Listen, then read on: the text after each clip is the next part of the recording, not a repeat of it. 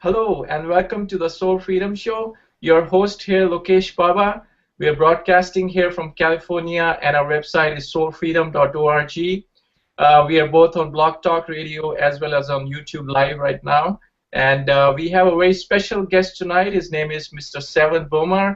He's online all the way from Costa Rica, and he's one of the most diverse and enigmatic speakers of our time. He raises the bar for what is generally discussed by mental, spiritual, and physical advisors. He's rapidly gaining recognition with his unique message. He specializes in linguistics, etymology, and ciphering. He extracts the esoteric meaning within language. Having spent years in deep study, diving through symbolism, occult sigils, and geometry, James has become an expert in defining what is beyond the veil. So with that, I welcome my very good friend and expert, Mr. Sevan Bomar. Hi, Sevan. How are you doing?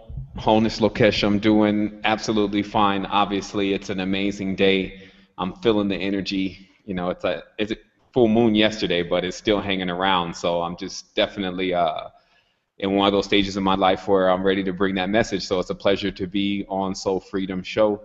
And it's kind of definitely relative to what we're going to be delivering today as far as the name of the show. So, yeah. Oh, yeah, definitely. Yeah, we've been planning this for a while, and we already have some dialers dialing in. But we're going to take some calls after a few minutes, maybe top of the hour. And why don't you tell us, Sevan, a little bit about your background, how you got started, and where you are right now. Please go ahead. For sure. I think those that are familiar with listening to my shows also know that this is the point where I generally have to repeat again what I said before. But instead of doing that today, I'm just going to get a little bit deeper into the formula, and that's what I call it, because I see it as that we all are shaped, formed, and structured based on what we're experiencing and what happens to us and how we react to what happened to us and all of that. And so each person is very unique because each person's gone through different situations that have allowed them to arrive at who they are now. But this part of the formula is a formula of adversity, and that's basically when you live a life where you encounter certain situations where you really have to ask yourself certain questions, and you need to get the truth delivered to you for that question, meaning that at certain points someone may be threatening your life, and you may need to know if there's really a supreme being at that point. And then bam, you meet the supreme being, or you meet a situation that shows you that there was some clear intervention that went on that prevented you losing your life. Same thing with when you're dealing with a very stressful situation. Sometimes it's for many people it's no longer playing, it's very serious. And then they're willing to go to any extent to get some relief or to get some answers with what they're experiencing. And generally, just because of how we are designed as human beings, we look to this higher source to give us some answers to what we're experiencing, somewhat of a father or a mother figure. This has become the character God to give us some information about what we're experiencing. And so my formula for diversity, which is basically making me a little bit different than the average person right now, but I think that gaining extra levels of knowledge about your process beyond this life and all of that is going to soon trend. That's going to be something that everyone's going to want to know what's going on with, and then that's going to be also a point that we don't turn back, because it's not going to be a trend like bell bottoms or a trend like buying yellow Lamborghinis. It's one of those things where once you get involved in it, then you can't get uninvolved in it. And what it is you. It's a full awakening of the total dynamic of who you are, which is that information. Unfortunately, we're living on a dimension that even the ones who carry the greatest titles, be it president or be it king, will not get in front of everyone and explain to them the details of why they're here, where here really is, all of that kind of stuff. And so that, of course, leads us into this massive a plot against us, not something that we developed, but something that's being done to us. And it has many details to it to unravel. But once unraveling those details, or kind of getting yourself out of that web or that lattice work, you break free into this unlimited side of self in full experience. And So what I'm doing is I'm basically documenting my progress into that. My life has been since a child pursuing spirituality, from first the question of what happens when you die, also going through a childhood where my mother was conscious about not allowing us to watch TV and take in too much of the curriculums and programs.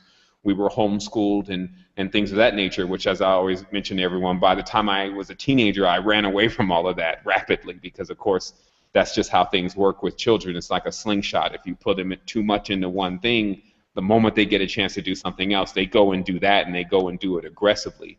So this is also an important part of my formula is that once I came out of this, basically going to temple or church or masjid every 2 to 3 days at least, and for prolonged periods of time during those days, even going to school in those places.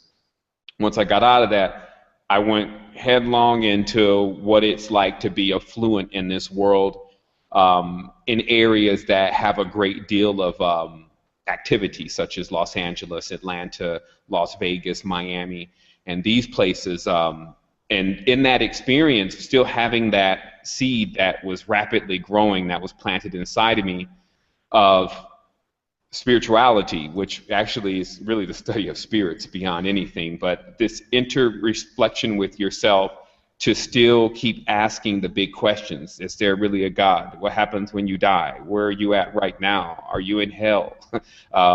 If someone dies, can you stop them from dying? You feel sick.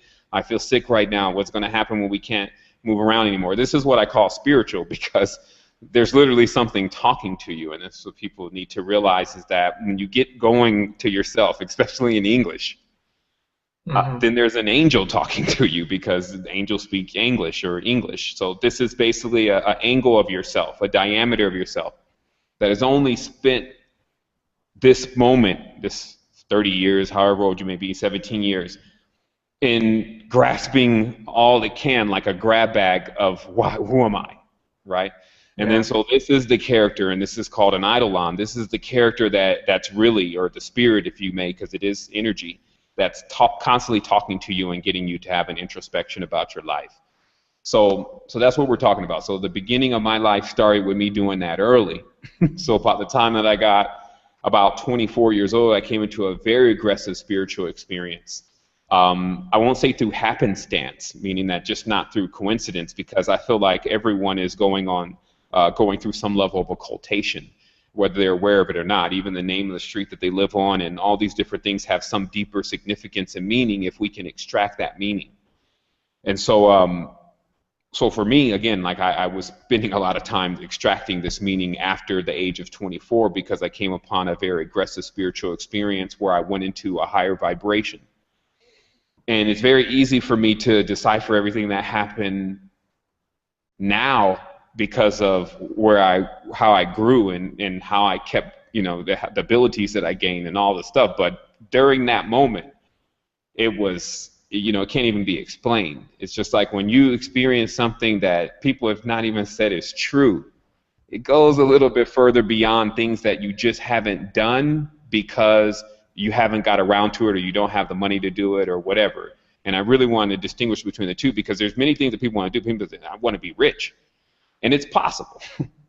But when you say something like, I want to see if God really exists, or if there's another dimension, the amount of people that are saying that it's possible is a lot less than the people who are saying it's possible to be rich, right?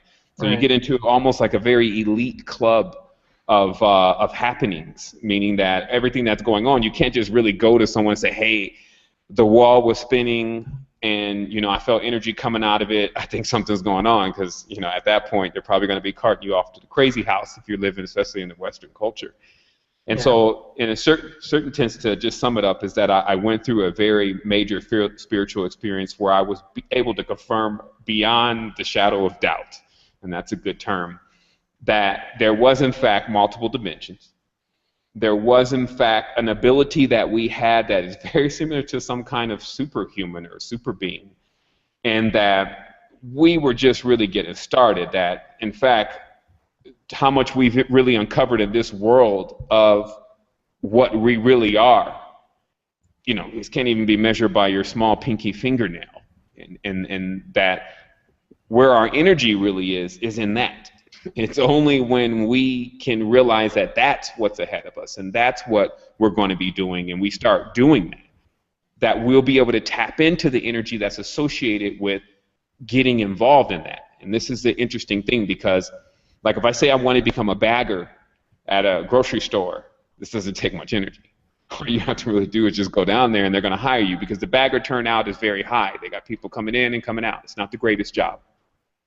But if you say you want to actually pilot a shuttle, now you put yourself into this whole different kind of group. And the level of energy that you're going to need to pierce through everything that is trying to prevent you from becoming that is actually what your body can generate when it's turned on. And when it's not, then you cannot really get to you can fantasize, you can dream, because these are very closely connected.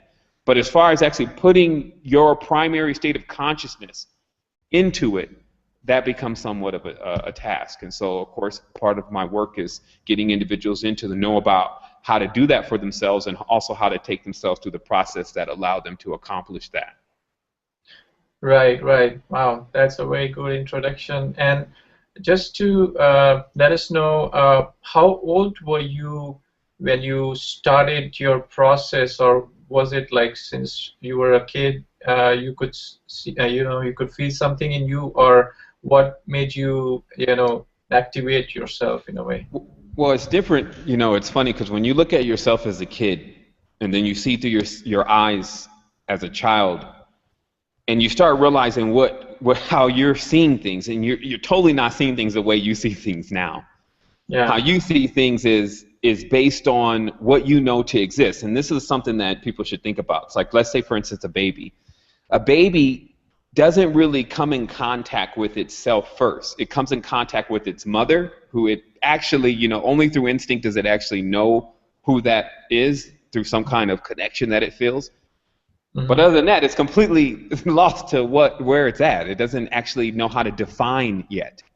So this is a key point, because it's also like that with all of the real aggressive emotions. Like, first of all, the baby is seeing only a shadow of itself most of the time. Like with a baby standing in the room or looking around, and this is before mirrors start coming about, and it understands the whole mirror. And if you have children, you know about this, but children don't even understand the mirror when they first see it. They don't actually get that who they are is who's in the mirror. Yeah. And this is a key stage, because if you can go back before that point, then you can release yourself from time, because the body has a lot to do with time, but we'll talk about that later. So when this baby is interacting, what I'm saying is that even as a child, me personally, when I was seeing everything, it was as, I didn't have much judgment with it. And so I went through these stages where, one, I use spiritual books like the City of Pigrapha, the Apocrypha, all these kind of works as like my cartoons, because from how I understood it, that these characters really existed and that they had these powers, and then there was all sorts of things going on and different dynamics and killing, and nothing different than what you see in a cartoon these days, except for this was based on literature of thousands of years of a lineage or bloodlines, or whoever's bringing the local religion to you. And this is, in my case, it began with Wahhab Islam, and then it went into Gnosticism, and then it went into Christianity, and then it went into even Nawabianism, and it went into many different aspects as I was collecting all of the data of what was going on in the spiritual world. But remember, there was a gap between then. So I had only accomplished so much knowledge when I was younger. And so in perceiving the world, I would say it was around 4 or 5 years old before I started realizing the difference between what I was doing versus the external world, meaning that I had built abilities to, when I was in the dream, I would grab something in the dream, like a bicycle. And then when I wake up, I would just grab it, and then I would hold it really tight, and then I would wake up. And maybe about 2 weeks later, I would have that exact same bike. And this was something that I didn't go to people and say, hey, are you pulling stuff out of the dream? Because remember, the kid doesn't even, it doesn't know other people can't do that. It doesn't even, you see what I mean? So this is a big thing, because we have to rewind to understand like our real chain of thought and how we came in the process of understanding what we think we know. And how when you first come in, you don't have any definitions, so you don't know what a box is, you don't know what a radio is, you don't know what a mirror is, You don't know any of that. And you gained that from someone else who gained it from someone else to gain it from someone else. So that's holographic then, because that means the first one who really started defining everything, everyone else's definitions is going to be based on that. And so this becomes a interesting quest, especially as a child on. But I did remember, especially in church, during certain sessions where I would witness outlines of kind of what looks like an angel, like when you have it in the, when you do that in the sand and you see that thing down there, and I would see these outlines of that as large as the church. I used to even think that the reason why they built the points on the church was so that these things could fit their heads in. And so it was that kind of stuff going on, but not the rationale to be able to distinguish between people who weren't having these experiences and people who were, and who exactly these beings were. Like the mind you're not deep as a child. So you don't actually even say, geez, what is that? And you know what I mean? So that's kind of what you're dealing with my earlier life and my spiritual experiences. I had a lot less hands-on with it and just was in the experience. But after 24, that's when I got very astute at about not only recalling what had been happening since I was a child, but also what was occurring at that point, to see certain patterns and to see certain beings had been around since, I was 5 or 6 years old. And even now, because we just have so much data and so much information, we hardly get a chance to recall all of the moves that we made and everything that was done that was significant. Like if you think about it, it's quite incredible some of the things that we've been through, but we've had no choice but to move on. Time kind of says, okay, we're gone, it's over, let go, you got to go, it's time for you to go to the next thing. And then so you have these major experiences in life that you actually forget about. You don't even know how to connect them to the being of who you really are right now, so that it can also empower you. And so it has a lot to do with our memory. It has a lot to do with, if we can recall every single moment that something amazing happened to us, the energy of all those moments you would be present with. And this is what they really mean by being present.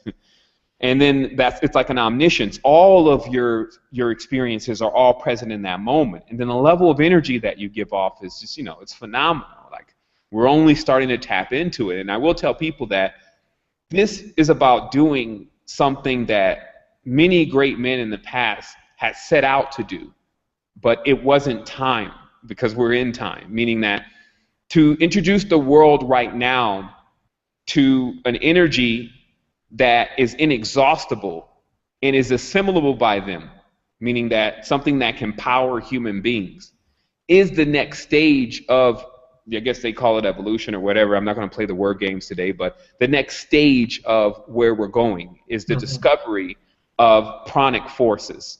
What's keeping the tree alive over here? Who is really the tree? And so this is going to open up this massive quest, because all of nature is what's really holding, not only in zoomorphication, but in biological encryptions. This is when an element is inside of a flower or a plant that can produce a certain kind of vision to give you information of things that took place in other star systems and on other segments of time, and even relative things to what took place on this planet. When we're actually able as biological organisms to interface with this of what we're standing on, the conduit Earth, and begin to go into its archives and to connect in with its tentacles per se, so it can extend our connection into experiences. That's the onset of omniscience. I'm not even telling people that that's going to be the grand finale. That becomes the beginning. And so this is hidden also, in the ancient traditions as your roots, where you come from. And then, of course, Kundalini, which is even synonymous at times with Sophia, and even synonymous at times with Mary, if you can get deep into what these words and these acronyms really mean. So that roots is your story, basically. It's your history. It's your tale. And to have that, it gives you a certain level of stability, just like an animal, when gaining a tail, gets a certain type of stability. Watch a monkey on a tree. It's supreme stability. Because a tail is able to keep you balanced through your latest experience, while also giving you the ability to not think that once this is over, then it's over, then it's done. There's nothing after this. And I'm going to start getting really repetitive. People are going to see that because I think repetition is really the key these days, especially with people in the reptilian state of Brian, because it's the same thing. But people have to see now that every single thing that we're experiencing, it's going to take mining to pull out the real meaning of it. And this is the secret to spiritual knowledge and why spiritual knowledge always remain protected.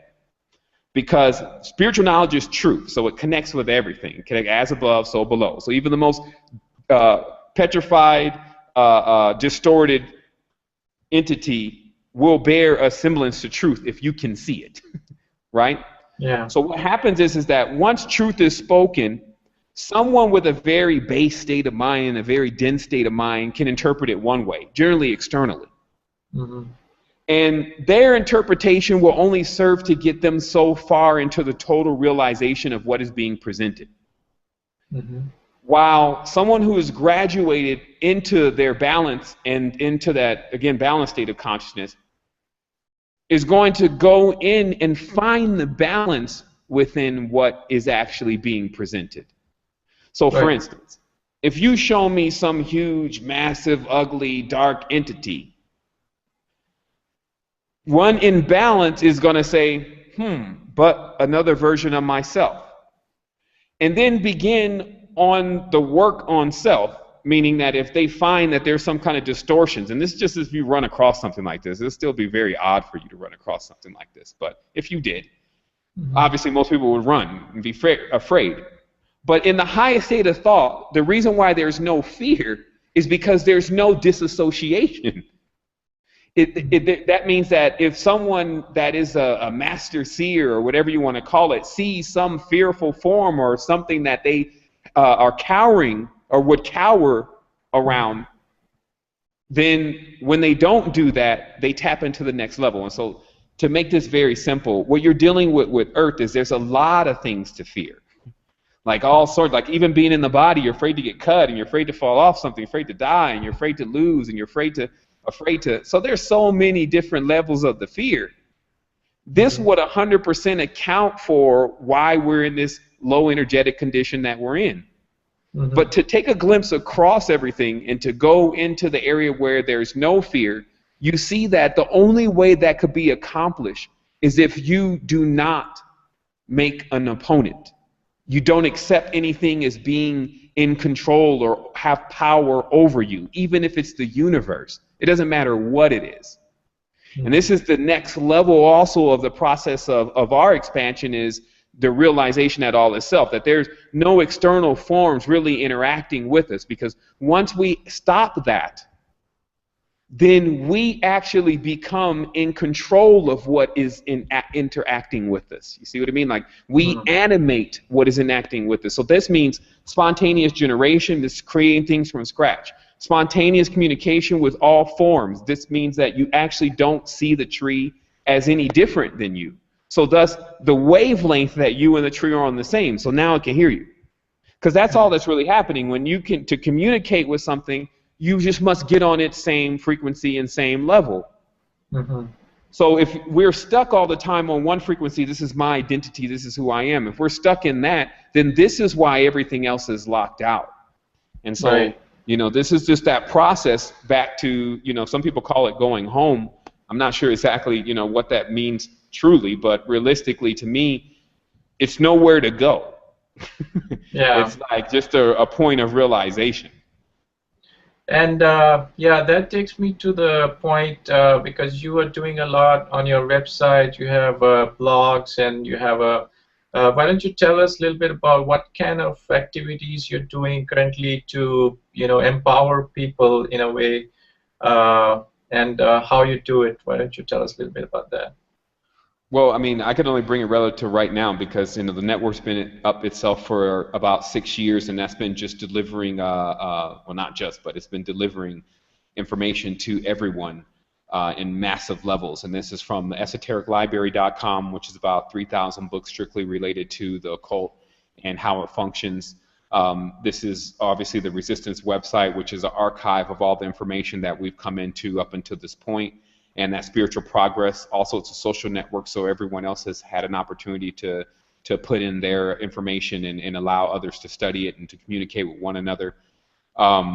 What I'm really working on now, because there's just a lot of things that we've done and we've delivered information. I've wrote a book, obviously, The Code to the Matrix, and that's available.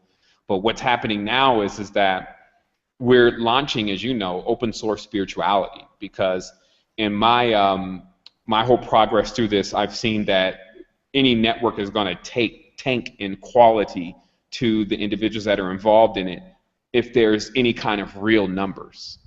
Meaning that if there becomes 50,000, 60,000, 100,000, 150,000, 250,000 people, and you're trying to actually tend to them at the same level of if it was 20 people, it's not going to happen for obvious reasons. And this is a challenge that I believe that the spiritual industry, because that's really what you see on the internet now, have shied away from. Everyone has just kind of kept their corner and kept their stance and haven't figured out really how to be the bridge for it. Because ultimately, if you're going to be a bridge, you're going to have to get involved in currency, because that's really the only reason why everyone's not together, because somebody else has got to go work and somebody else has got to generate something that's not right over the top of somebody else's, or else they can't even sustain themselves. So it's about, of course, being very candid about what everyone is still experiencing, no matter how high they say they've gotten on this, until you tap into the energy of Kundalini and how that's related to your currency. And that's a lot of the individuals that are bringing spirituality are financially struggling. And this gets into a big thing about affiliation, which is, you know, how the world is going to really begin to make its turn toward being balanced. Is people are going to have the opportunity to determine who they want to affiliate with, because everyone is really going to be offering, as far as the product is concerned, the same thing. And let me just explain that in a very simple way. Let's say, for instance, that I can make cups now because I have the fabrication to make cups. Also, I'm using different kind of materials. They're not, you know, they don't fill up landfills, etc. So this is the same cup, then same design, even better quality than, let's say, Dow Chemical produces. So the person has just a simple choice, especially if it's the same price or even cheaper. Do I purchase this one or do I purchase this one? So when that's a very simple explanation, but when you start seeing it everywhere with colleges, this means that the entire college is actually teaching individuals how to expand, not only mentally, physically, and spiritually. You see, those kind of dynamics are going on the college. Then the actual person has the opportunity to decide, do I go to this school that 15 years I'm still going to owe them money and be in debt and not even know, you know, anything really, because I don't have experience. Experience is everything. Or am I going to go to this new place that is actually teaching people how to develop themselves on an astral level and seeing into what's going to happen in the future in aeons from now, right? It's a simple, and there's no tuition. It's actually a scholarship. You see, yeah. So these become what we call no-brainers. But where people are not being active, or where these leaders are not being active, is getting in the think tanks and actually saying that that's what we're going to do, and then actually start doing it. I've watched the entire process right now. I've watched people come up with glorious geometry and great explanations of how it's supposed to be. But when it comes to actually moving a finger to what's really going to get it done, they can't even get back into that field anymore. Meaning that they don't even feel like that somehow they can't even get on the computer anymore. They don't even feel like that they can even go to the bank anymore. They don't even feel like, you see what I mean? So you'll notice that there's this Jedi mind trick that goes on with the idea of what it takes to take the world into the next level versus the actions that it takes to take the world into the next level. So of course we're involved in actions, and we get more aggressive as time, or we feel like time is crunched more, or we're maybe running out of time.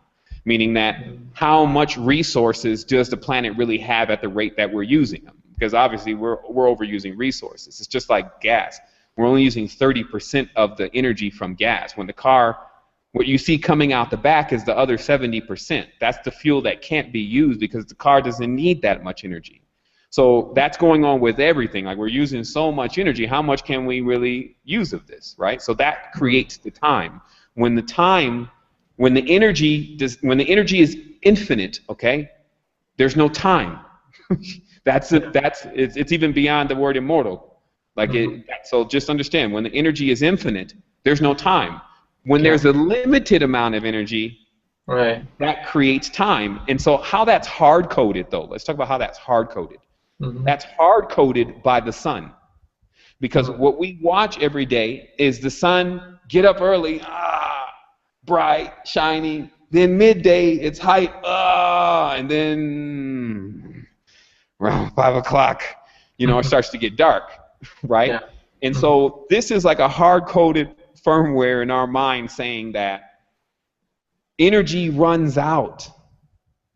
And then once it runs out, there's this whole dark period, and then we got to go to sleep, and we got to go into lower frequency, etc. So this is something that we have an opportunity to take a look at very deeply and see that once we tap into this energy that's free energy for the body, then we don't sleep.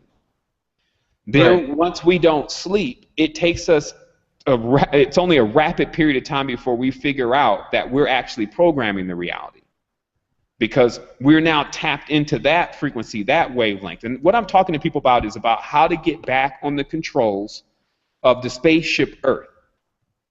Because what Earth also is a very massive being, but that goes through these same cycles. And that's why when there's suns in the sky and there's moons in the sky, there's going to be cycles or circles. And then that means that the being, based on its stature and size, is going to go to sleep. Some people need to investigate how long does a whale sleep. The larger that you are and the more gravity that is working against you, the longer that you sleep. So while it may take us 5-6 hours to sleep, if you look at that in proportion to the Earth may go to sleep for, let's say, 250, 500 years. Let's say, let's call that the yugas. They say it's the whole universe that goes to sleep. And then when you get on those periods of going to sleep, this is just a slowing down in frequency. And then during these times, of course, you get what's taking place on Earth with malevolence or just bacteria, darkness, and what festers in darkness are the corners. These are actually wounds. So I'm not talking about positive or negative or which ones are good and which one's bad. I'm talking about the entire process of the creation, because the darkness is obviously a period where things begin to fester.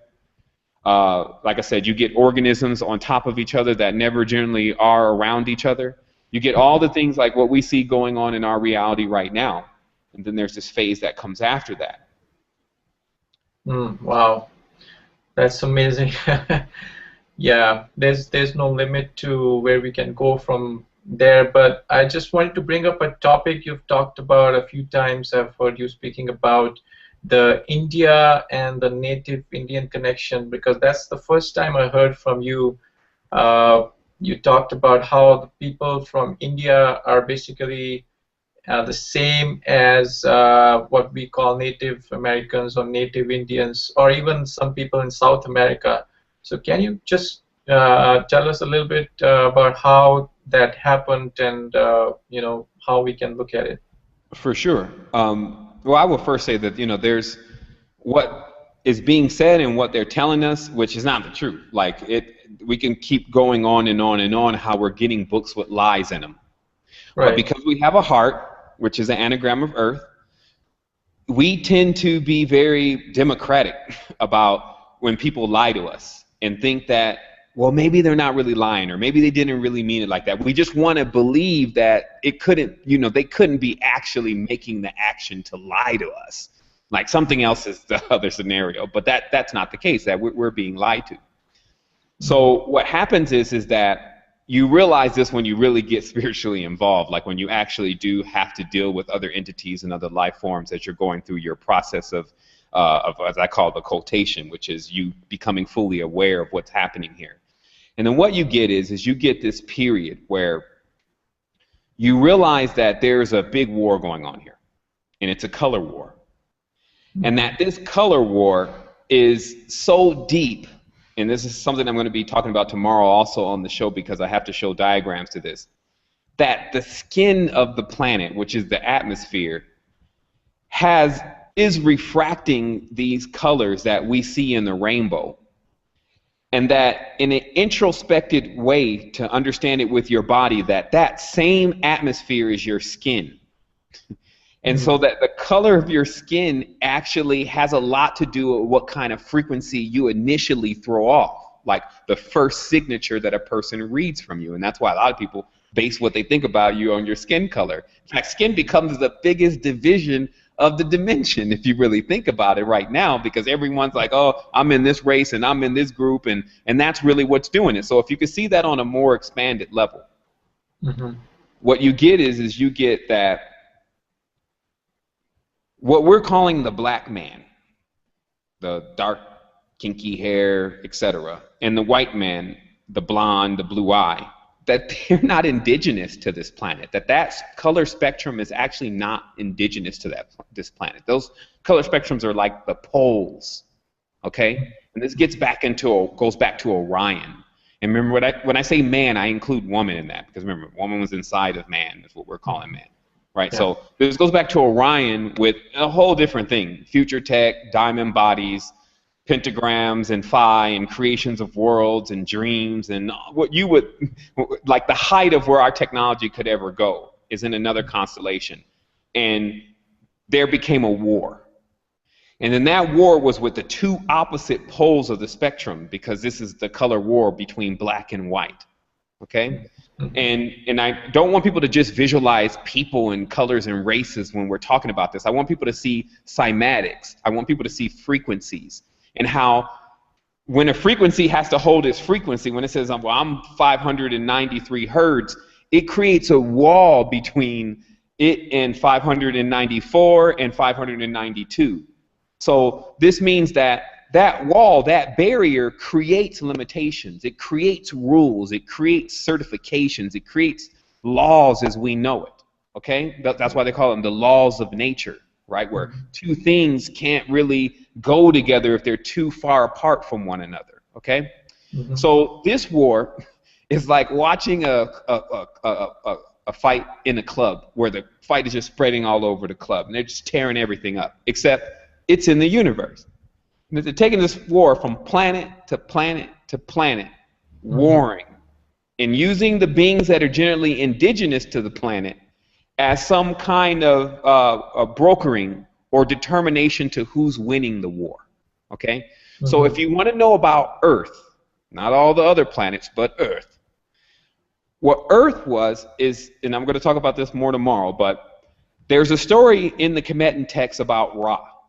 Okay? Mm-hmm. And Ra then is this chief solar deity, which is not a male or a female, but more of both, because it's a dynamo, it's generating energy. That Ra gives his name, and they try to genderize in them, but Ra gives his name to a female named Isis. Okay, and I can only explain this through mythology, and let me speed it up here. But he gives his name to a female named Isis when he falls into his drunkenness. Okay, so right away what's being said here is that when the sun goes into its waning phase, it's like a drunkenness.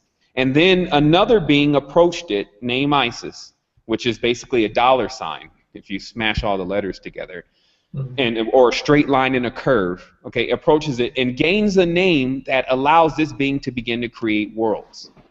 And this is hidden within the text of the Sophia tradition, where Sophia creates this world. That's the Gnostic tradition. Obviously in the Egyptian tradition, Isis creates the world. So what this is really talking about is that some being set out on its own to actually create a world. And that's also even in the Luciferian text, because we find that Lucifer is not a male or a female, but rather both.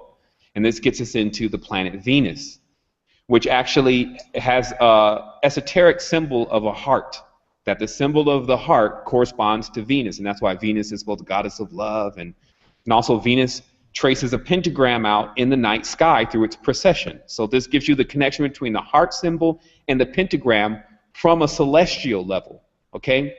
And so during this particular creation and projection, would be like if this being says, let's say Venus says, well, what kind of planet do I want? During this time that Venus said that she wanted a planet of love, of heart, okay? Now this is what creates the heart symbol. And this is why heart is an anagram for Earth.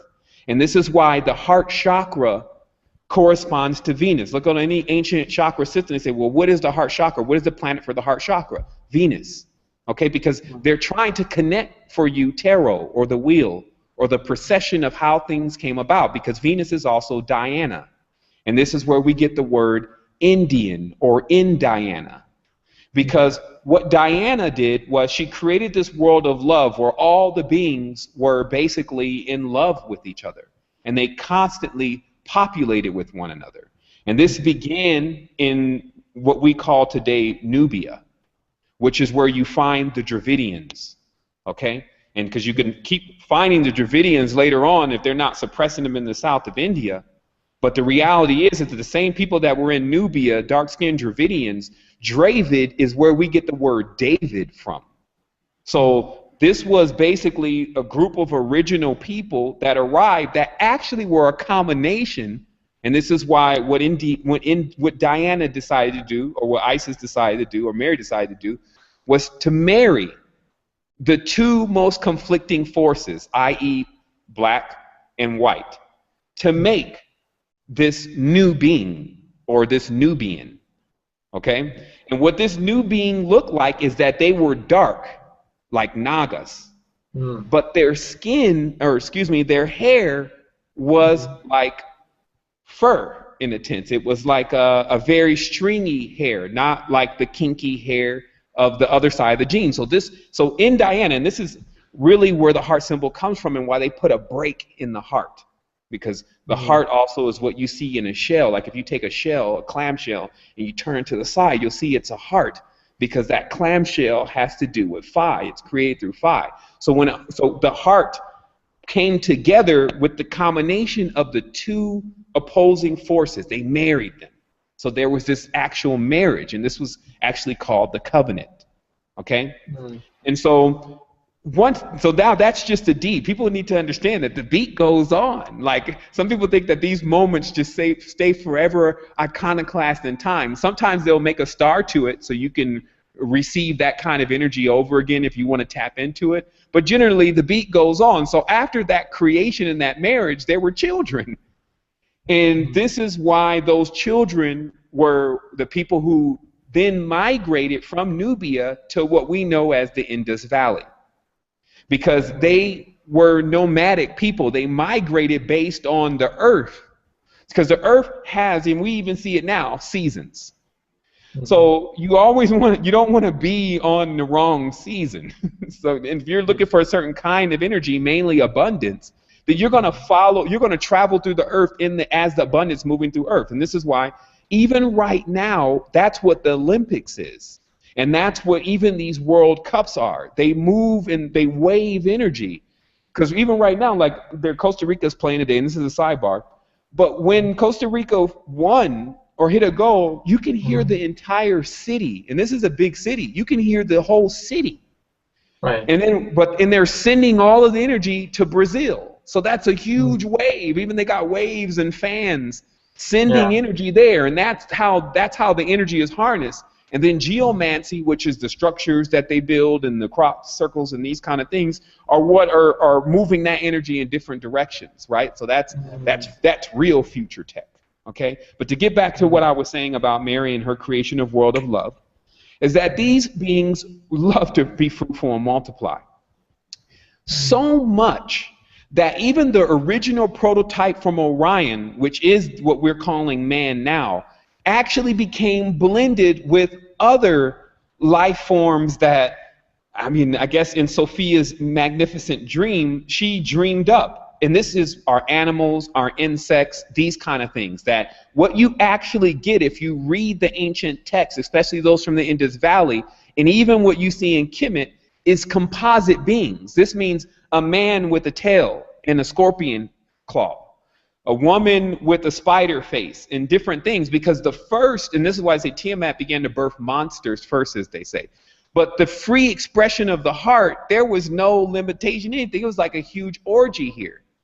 And this is why way later on, something tries to come in and discipline it and tries to divide one from another and just says, oh, this is enough, this is a mess, which is what you're seeing in the Catholic or Jesuit state of mind. You see what I mean? So if you can imagine Earth during the netherworld days, where the foundation to what we're standing on and what we have as our genetics was created, you had this infusion between the entities that live here and the Orion template, which gives physical bodies. And you find this drawn on the walls everywhere. You find it in Kemet. You find it in the Indus Valley, which are the two major important places, because that's how the foundation was developed. And those beings, because of their size also, still being encased within these atmospheres that we're also encased in, are actually still here. And where we're all at is really just on top of each other. And the only thing that separates us is frequency, is what we call division.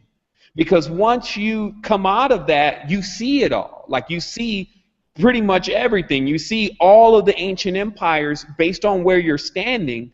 Like whatever was here is always here. So you actually see that. And that's why many areas are off limits on Earth right now. Like they don't let you go and sleep in Crete, where the big temples are of Baalbek, and you just staying in there all night for a few weeks. Like they don't allow that kind of thing. And it's because you're laying still right on top of the ancient temple. It will still be there. And when you go to sleep, if you phase lock with it, if your frequency becomes harmonic with it, which is done through signs, tones, symbols, etc., songs that were being sung in that same area, then you actually get harmonized with it and see it. This is an amazing phenomenon on the planet, but obviously off limits, because there's more to the story. That obviously what happened, and there was a major war that took place where Tiamat and her monsters went to war with the massive template of Orion, meaning what would be the Jesuit Empire,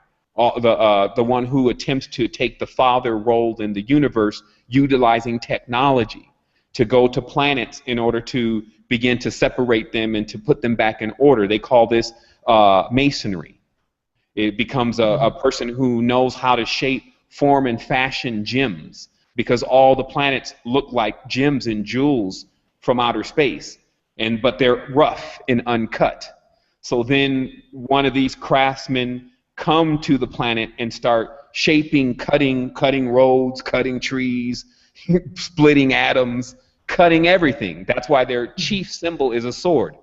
Even the shamanistic symbol is a sword. It's blades, because this is a metaphor to that when you create languages and you create buildings and you deal with technology and anything external, it's like cutting into something that would otherwise be unshaped, unformed, unfashioned as a womb. So just to bring this in full circle, there was a major diaspora that took place, because to get into what you asked as a question, but this is obviously some good stuff. But what happened was there was a diaspora during what we call the inundation. This is the inundation period where the vault of heaven collapsed. If the vault of heaven collapsed, meaning that if there is a great flood, which we know there was, right here in Kentucky, there's seashells on the mountain range. Right here in Chiripo, there's seashells on the top of the mountain range. So this is 100% proof and evidence, because nobody's going around trying to put all that stuff there. They'll do some other things like some structures and things, but trying to put all those seashells on top of the mountain, forget it. So what I'm telling you is that it was all underwater at a certain point. But what caused that is because Earth's water broke. Her womb broke. She actually already birthed probably what we're calling our ancestors now. But this was somehow simultaneously timed with the entry of some other, what we would call extraterrestrial form, meaning that a form of conscious that is alien to ours. Like we don't think the same way they do. And they penetrated our world. And this is also very sexual and symbolic to the phallus and the yoni, because our world is just a womb. It's dark. It doesn't give off its own light until the beings start doing that. So till then, the beings from the outside in the macro see it as feminine, even if there's men, what we call men on the planet.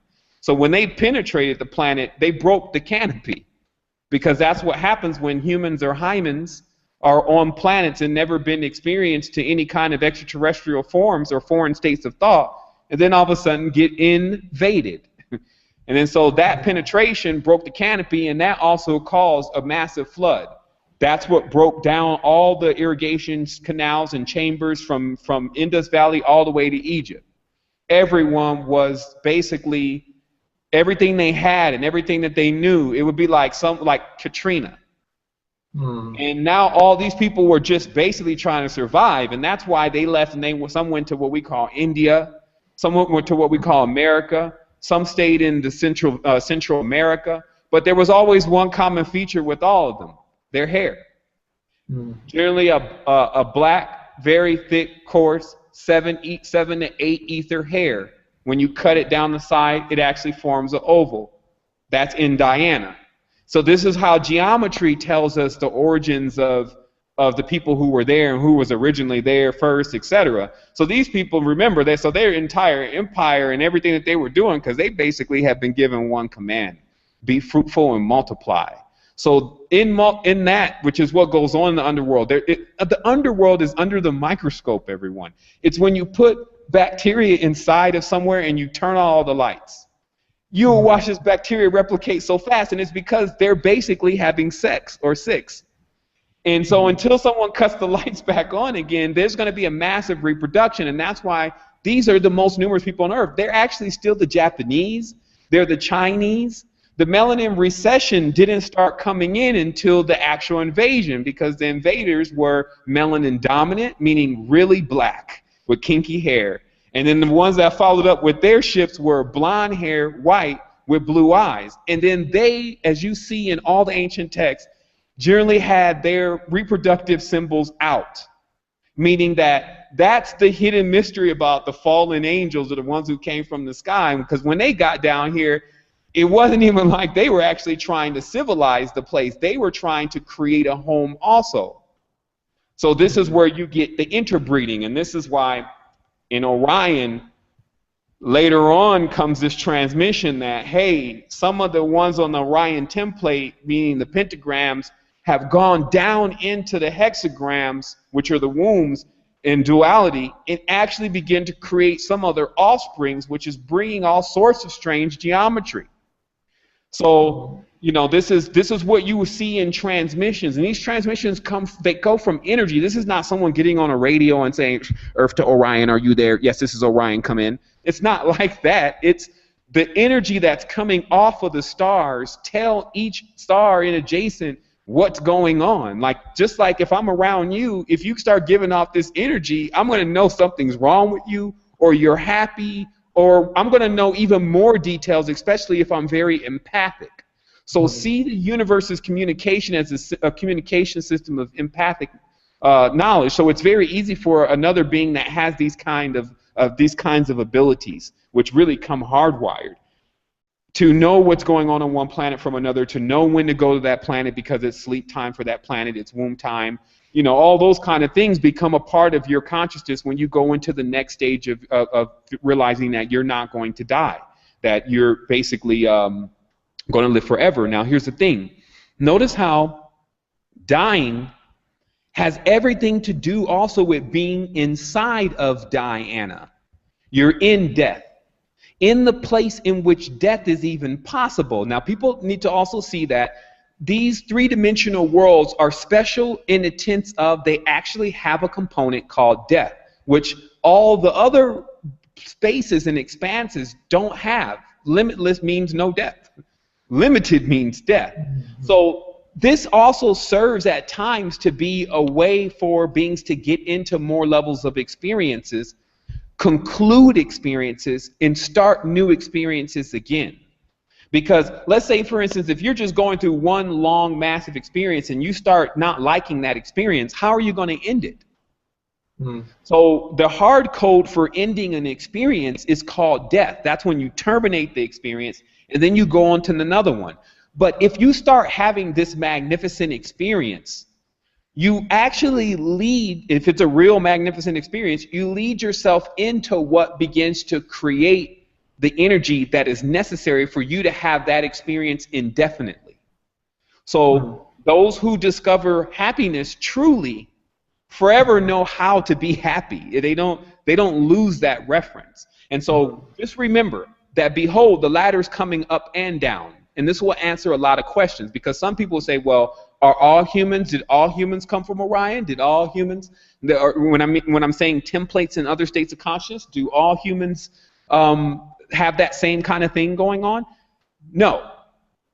Some humans are coming from, or what we're calling humans, are coming from subterranean levels, meaning that they actually they went from the netherworld up.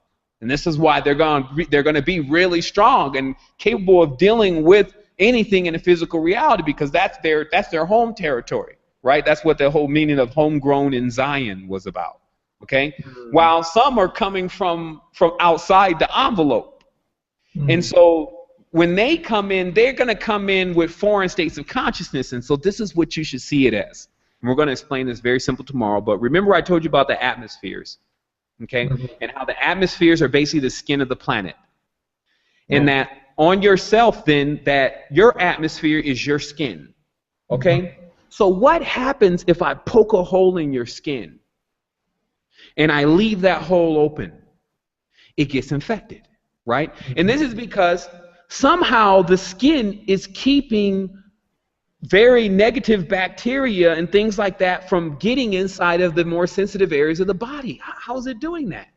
The mystery is when you turn on a third eye, you'll see what human beings really are. They're shining.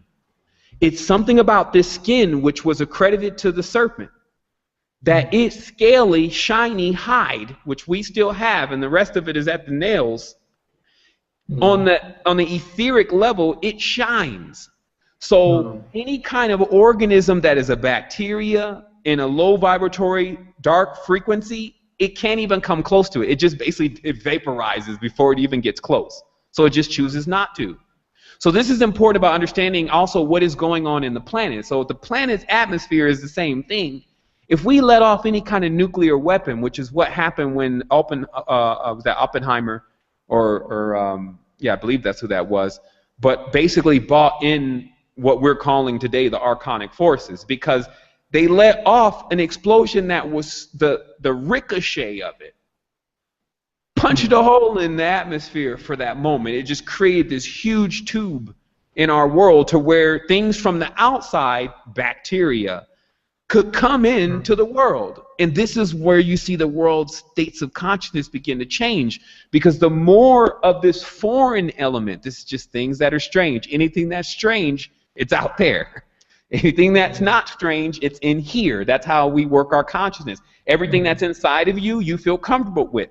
Things on the outside, you're still debating if you like it or not, if you're going to eat it or not. You see what I mean? So on the outside of the sphere, that's when you get many of these foreign life forms. And so those who are looking to get into their next stage of consciousness have to realize that you have to jump off your etheric centers, which we have connected to the chakra centers and then are connected to the organs, because this allows you, like a dynamo, to shine so bright that you don't need an external light. You actually don't need a planet with the sun to come in and mediate everything for you all the time by giving you the judgment of whether it's good or evil. You're able to actually go out to where there's limitless. You can go anywhere. You can go do anything. It's like the thing about going anywhere and go do anything, you even need to begin to manifest in your mind what are you even going to do in anything that you can do. Like, do you got a catalog? Someone give you a catalog of anything. It's like, here's a catalog. You can do anything. What is it going to say? It's just going to say one word or a few words. You can do anything. So realize that what we've done then in these worlds is we've created realities to where we can begin to grasp for ourselves tools that we wish to use in order to shape, cut, form, fashion what is anything. So, because if we don't have chairs, if we don't have knives, if we don't have hammers, if we don't have green, if we don't have all those things, we don't have anything to distinguish what one thing from the next is. And so the way you gain that knowledge is in universes or universities. Universe meaning uni, meaning united, verse meaning in conflict. You go into worlds where there's all these dualistic spectrums, and it's either you can do it this way or you can do it that way. And then this gives you the ability to begin to start perceiving things, is what we call perception, right? And I'll tell you the truth. Clear face, or the more vast, or I can't even use vast face state of consciousness, is beyond vast face, but clear face sees this as a disadvantage, meaning that the limitless side of yourself sees shaping, forming, fashioning, learning, languages, numbers, letters, colors, shapes, programs, these kind of things as disadvantages. Because the only thing the clear face side of us wants to do is not really do anything. It wants to be unmovable. This is the zone. In the zone, you're not a wave anymore. That's why the ancient names for what we're calling the Supreme Being now just meant unmovable. Because Everything else that's moving, where if it's giving off a wave, a tone, and vibration, there's going to be a reaction. With every action, there's a reaction. And so any being that wants to remove themselves from action and reaction has to remove themselves from identity and remove themselves from all of that. They have to go into the zone. Now, here's the interesting thing. And this is why I believe that the Jesuits arrived on the planet. It's because it was then determined that somehow what Diana accomplished by putting these two conflictive forces together all into one child and creating this baby, and these babies, is that these babies were capable of doing both. They can actually be in the zone and in duality at the same time. Could you imagine this? Actually, that's the only way you can do it, through your imagination. See, I believe personally that the beings in the past and in our timeline didn't have what we call imagination. It either was or it wasn't. There was no maybes. There was no gray areas. Gray is obviously the combination of white and black. There was none of that. There was only these poles and rules and structures to how things must go. And then there came about consciousness and stages of consciousness that started moving and tampering with those rules. Now, obviously, there's been pros and cons to that. We're even living in that. The knowledge of how to govern a planet has fallen into the hands of the one who does not want to govern the planet but wants to destroy it. So these are all challenges that we face in our total metamorphosis of realizing what we're even dealing with. Meaning that if someone is actually just giving this knowledge to you on a piece of paper somewhere, and you're on another planet and you're just reading about it, it's not going to have the same weight as if you've been on Earth and you experienced this. People need to realize that I always talk about we got to get in the experience now. We're in the experience now. But you need to realize that that doesn't mean that you just go and start doing something. This means that you become present in yourself to realize that you're in the experience called Earth. And this is a hell of an experience. The greatest challenge here is life, not death. So what we have in this is that we have this thing that we're dealing with. There's all sorts of stuff that can face us around each and every corner, right? And so for our connection, obviously, when our connection is established very deeply with one another, we are not afraid at all to approach that. And not only, the reason, the phenomena that causes us not to be afraid is that once fear dissipates, the level of emission and light that we give off actually shines on everything that is trying to be like a boogeyman or trying to be like secretive and trying to be a lie and it shines on that and it clears it right out. Imagine you're dealing with a seer, an empath, and then you start lying. And then you realize that they know I'm lying. You see what I mean? Like this is what I was talking about of the metamorphosis of this world based on affiliation. Once people start to, what we're calling lower states of consciousness, realize that they cannot survive off of us anymore. And this is the big thing because we're keeping them alive. Like we are the ones that are patronizing. We are the ones giving them the choice. Right? Like the more money we give them, and they keep making choices with our money. The more patronizing and watching of them, they can keep making choices to what they show us. But once we cease affiliation, and then we begin affiliation with those who are not doing it in that negative way, then because those beings who are doing it in so-called negative way, which is a reptilian state of consciousness, the same thing that creates their consciousness kicks in. And it says, oh shit, we can't survive anymore unless we actually get on that level. And then it actually gives them a reason, because the reptilian, it works like that. The reptilian, if you give it some incentive to become something else, that's the only time it does it. And this is when you understand real nature and you understand these energies, which our ancestors did. They knew how to bait a carrot in front of a rabbit to get it to become a lion. They knew how to cause the specific phenomena that's necessary to get a complete metamorphosis or an alchemical transmutation from the being. So we have to see ourselves in the same situation. First of all, we're in a crucible.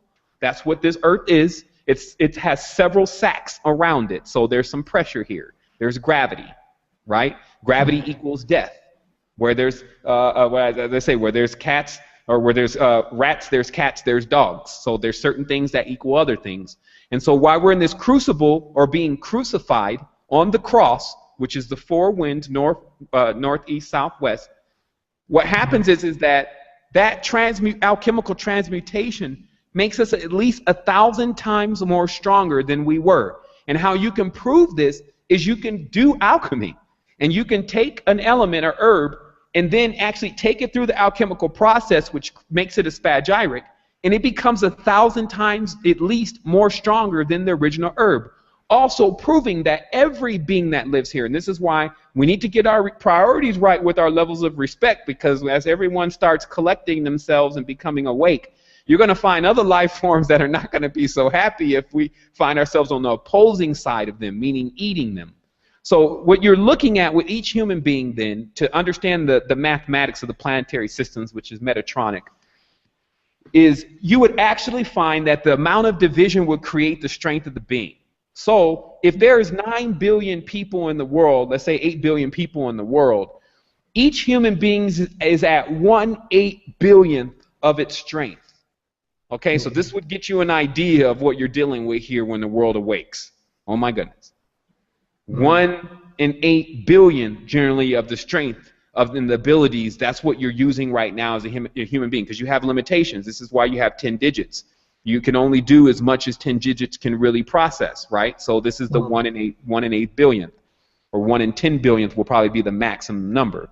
So what happens here is that in this process, then you can look at, if you want to understand where the other states of consciousness are, because they're all around you, what then is the grasshopper on? How much of the grasshopper are we seeing right now? Seeing that his numbers are into the zillions, I think, or into the trillions of grasshoppers, way more than humans, right? So he's at 1 in 8 trillionth, let's say, right? And that's what's making that grasshopper seem smaller than you.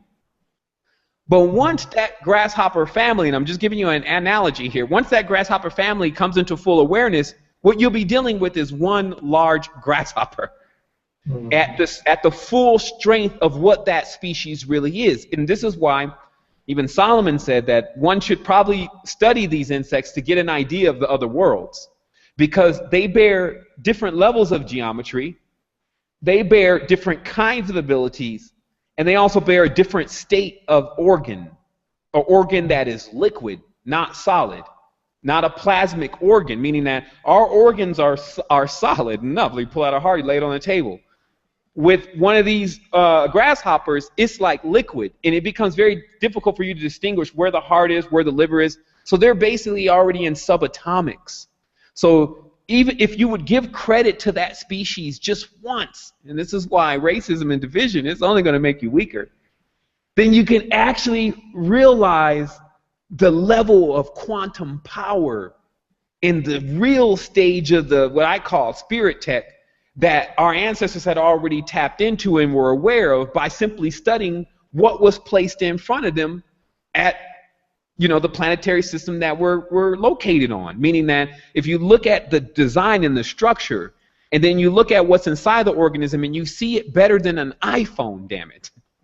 You find all sorts of things out. It goes for the plants, it goes for the plants, and it goes for the animals.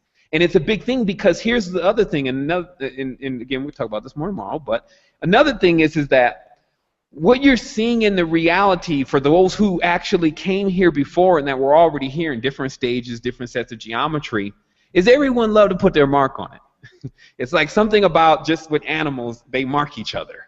Okay, so if you can understand the material world, it has a lot of marks in it. That's really what language is. Footprints and all these kind of things. Or someone's always tagging and writing on this. It's the same thing going on downtown.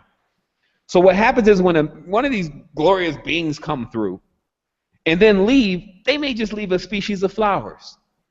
And that species of flowers is them. That's them on this level at 1 in 19 trillionth of the power that they have now, or wherever they are. Right? So this is why we're all one huge family, because that flower, no matter what, still puts me in touch with that being if I understand what I'm doing with that flower and how to become harmonic with that flower. And this is why plants have temperaments. And I'm not saying all these beings are positive or negative. I just need to let you understand spirit tech.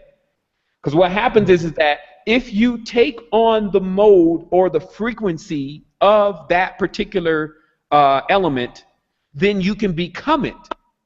So this also means that, like, because plants have temperament, some plants don't like sunlight. Okay? Some plants like to be in the dark. And some plants need funguses to grow. And some plants, you see, so each of these plants have different temperaments because these temperaments are the same as what humans have.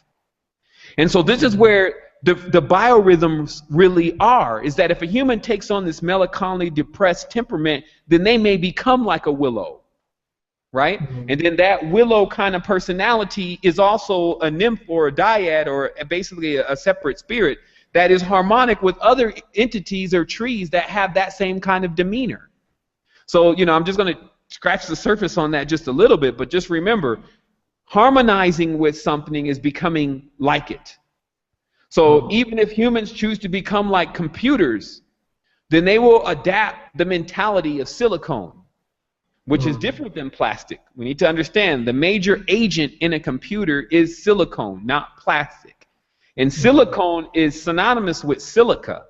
And these are basically crystals. And that's why computers are crystals.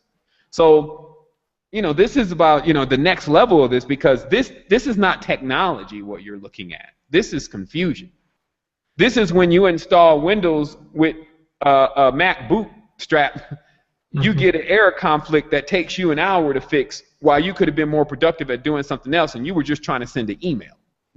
This is where the same people who invented the computers also invented this modern religion that we're dealing with, and about 2,000 more science fiction books with Zeno the god dumping people in volcanoes and levels of programming from Scientology, etc. So those same individuals, Hubbard and all the rest of them, Scientology and the UN and all that, they're the ones that developed this confusion.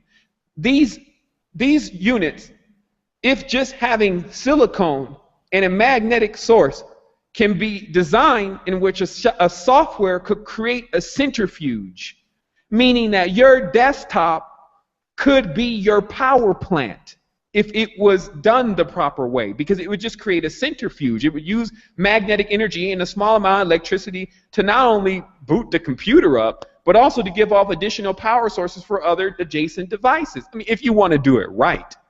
So we still have to remember, though, that the same people, though, that wrote the books with all the lies in it are also the ones really creating the technology. Sony, S-O-N-Y, is Scion, S-O-N-I, a Y is an I. So you move it around, Sony spells Scion.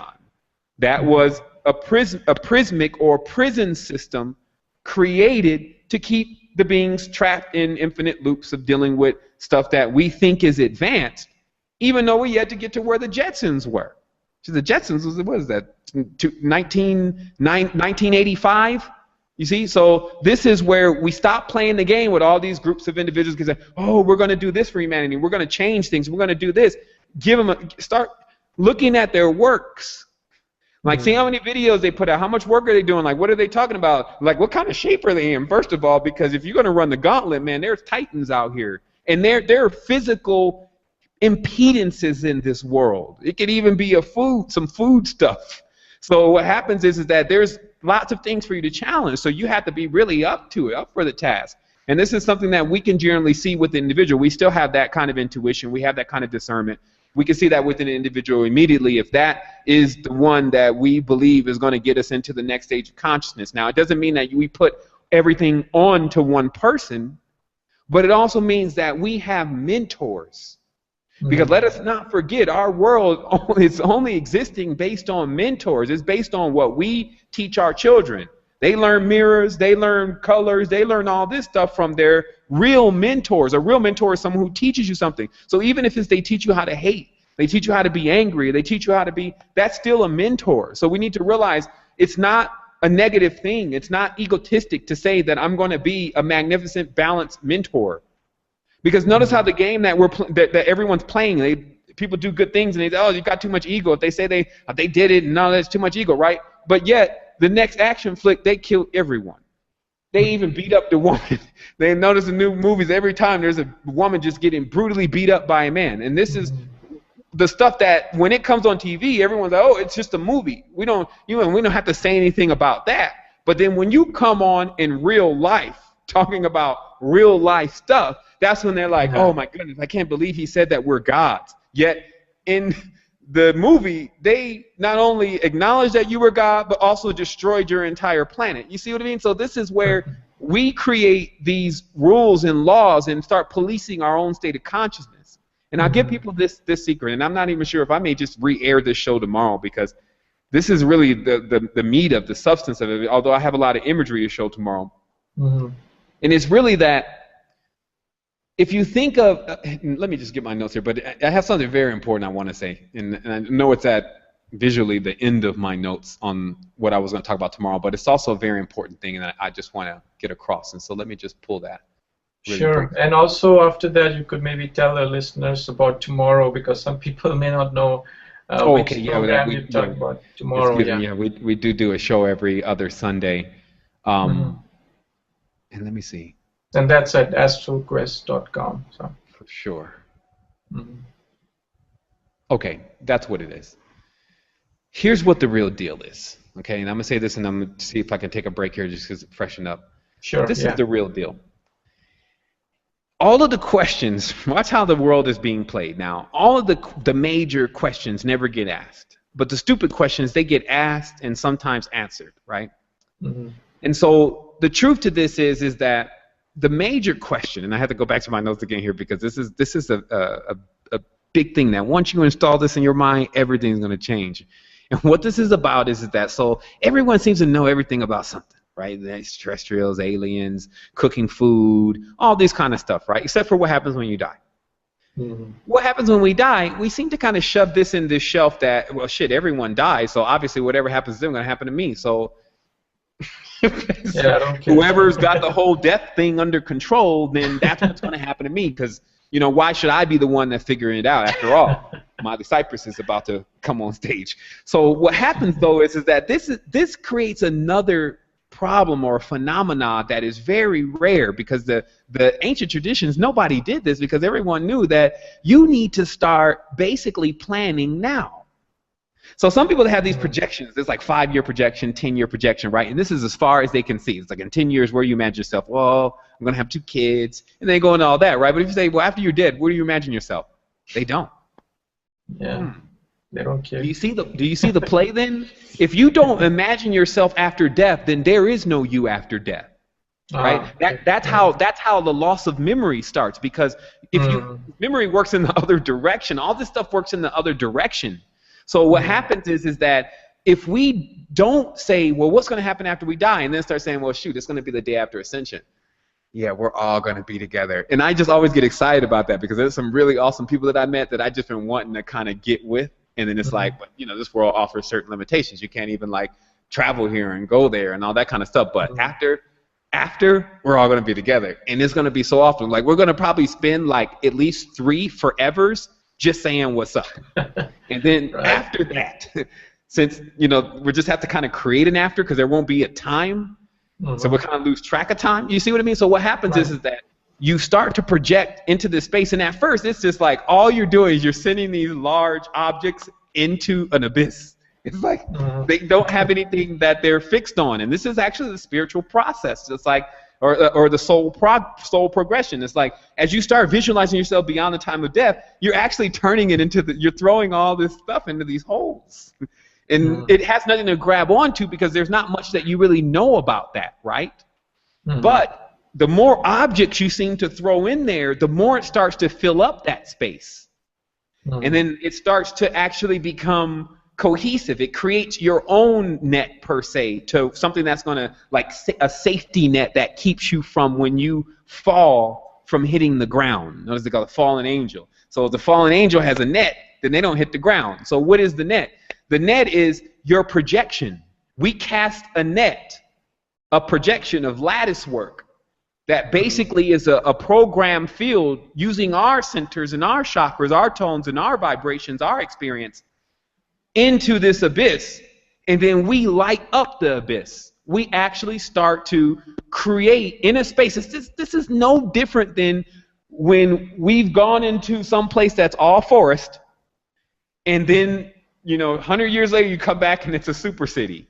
this is what happens. It's like you go into something that doesn't seem, it's like all these trees look the same to me. There's a couple different ones here, but it looks like it's all forest. And then all of a sudden you got streets and you got all these different things. And I wouldn't tell people that they should shy away from that. Meaning that some people say, well, don't imagine anything like this, and you need to get to the next state of consciousness that you can reach. And if it takes you building a world in your mind based on what you know and what you understand, be a world builder. Don't let anyone tell you that you need specific kind of tools and things to build your world. But mainly, don't let anyone tell you that you should not be visualizing what you're going to be doing after you leave here. Because that's also what's going to change who you are here. That's going to give you more space here. The glass is going to cease to be half empty and become half full, I guess, as they say, or not even having a limit, right? And so this is the techniques, but even deeper than that, this is deeper than techniques. This is the process that occurs within the beings that we all are right now called humans. That's necessary for us to begin to go out on our own.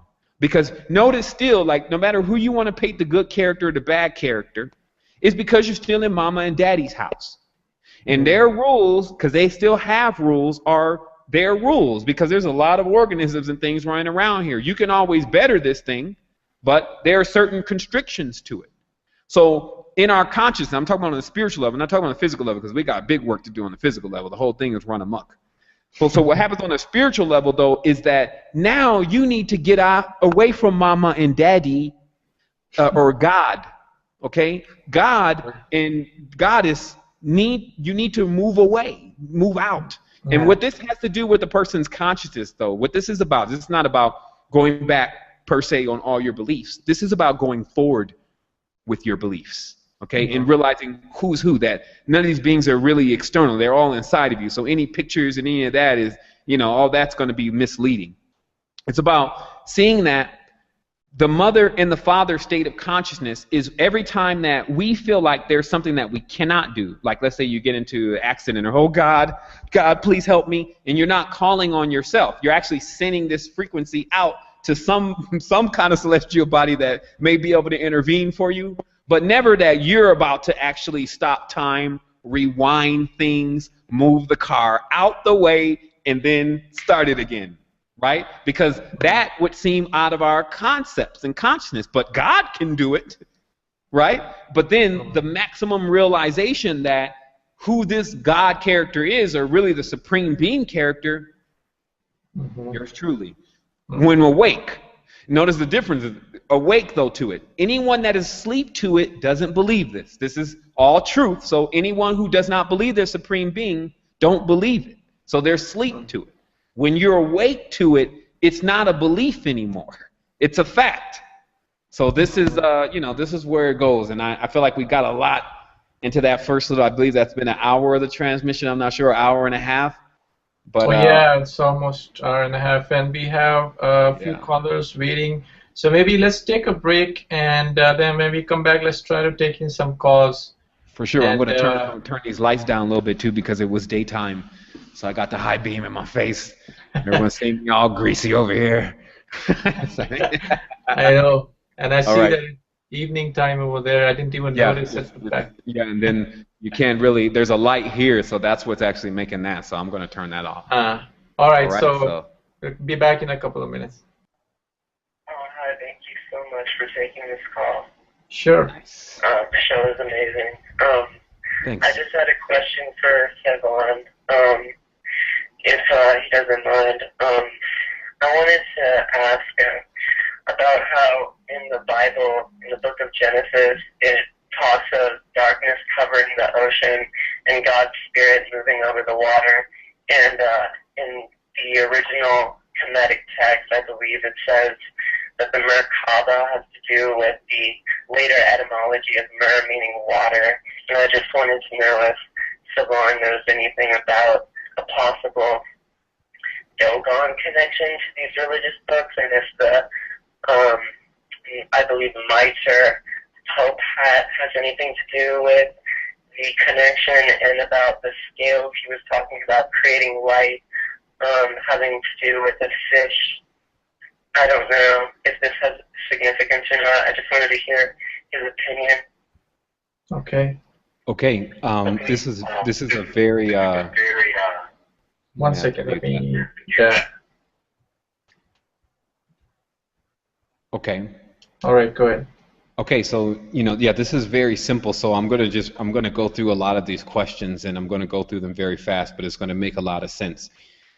All of the stars that you're seeing in the sky are giving off rays, and those rays penetrate. Okay, they're like straight lines, like needles. Really, they're like tubes. Okay, and then when they go into Earth, then they establish a connection with Earth, and then they send their life forms into Earth. And based on the geometry and basically the emanation of that particular celestial body, that is how it will manifest on Earth. So if it's as a fish, because let's say the Sirius constellation Sirius B is related to fish, then you'll find a species of fish that actually bear many different synchronistic connections to Sirius. Not only is Earth being done like that, but all planets are being done like that. So that's where you get the big connection with where all of these different entities come from, and also why there's so many different stories.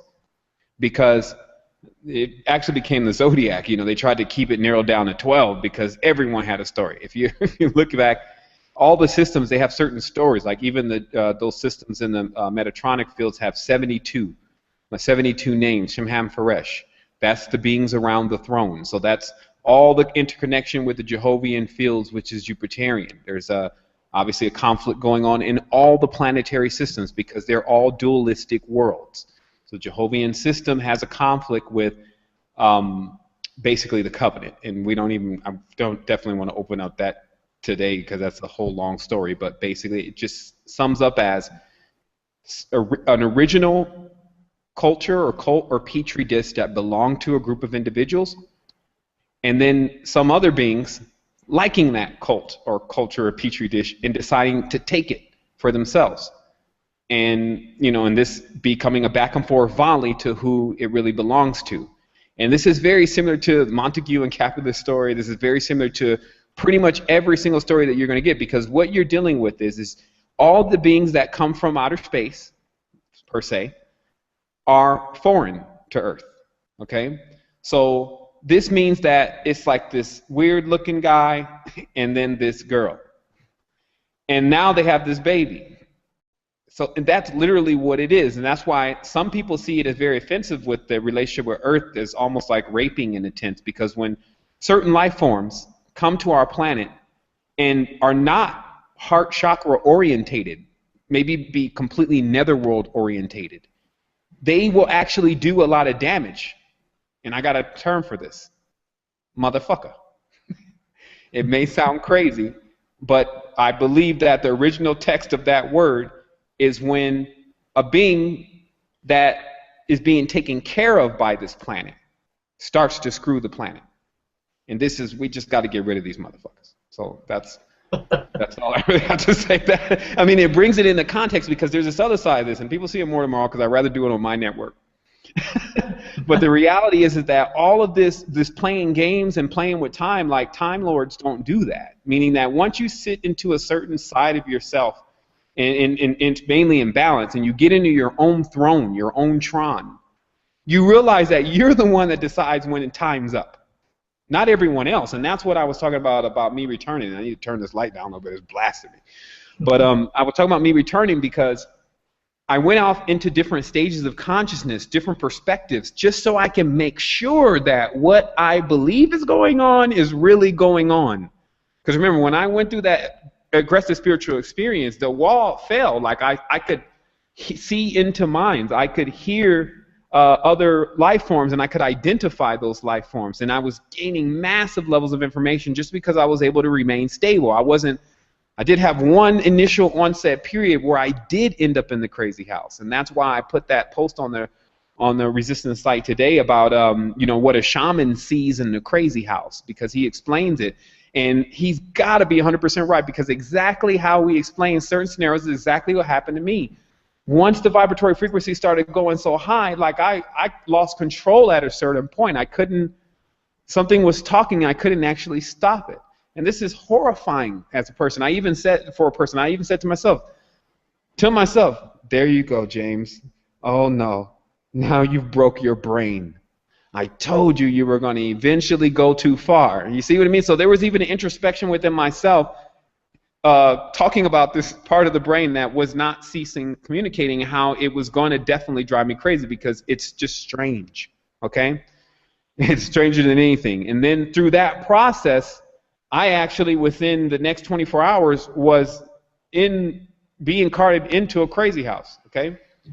And I'm sitting here trying to explain to these people, but I still can't even control my energetics, that I've actually met God, that I understand exactly who God is, and that he's not what everyone even thinks. So I'm not only just trying to elaborate on what people call their highest belief, I'm also trying to explain, look, I've actually seen the entire field and how it's all developed, and it's all has a very malevolent connotation to it from a growth level, meaning why isn't everyone else experiencing this? This is crazy. I shouldn't be the only one on the planet even investigating this. And because I was also so rational and so logic before this, because I remember I've been dealing with computers since I was a little kid.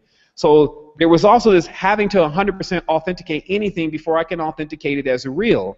And because I wasn't high, I wasn't drunk, I wasn't even smoking weed, and then all of this stuff was happening, I couldn't actually.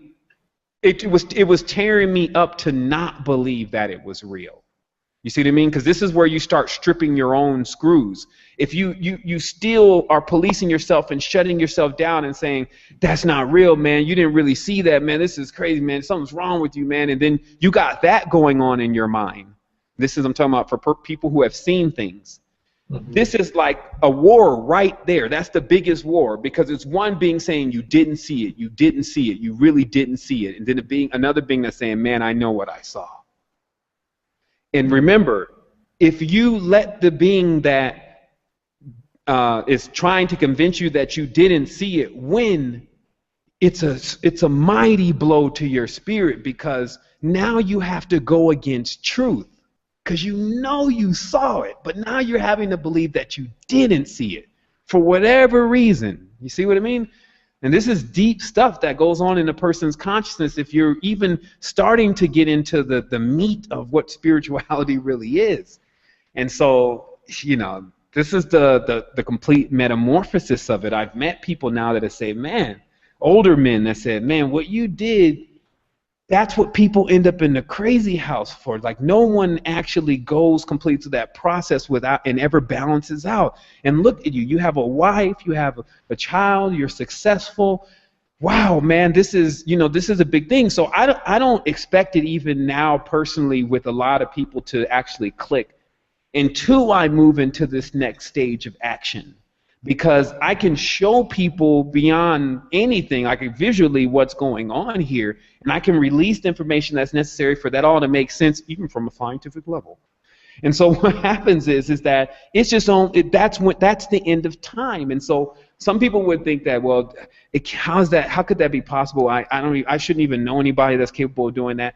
All these doubts, and all I've done is I've hacked my own system, and I've taken off all the governors. And this has happened through a process, though. It's like, because you don't just see all of a sudden the other realm a little bit, or you can actually read a person's mind like a piece of paper, and then all of a sudden come back into the reality like la-di-da. And then guess what?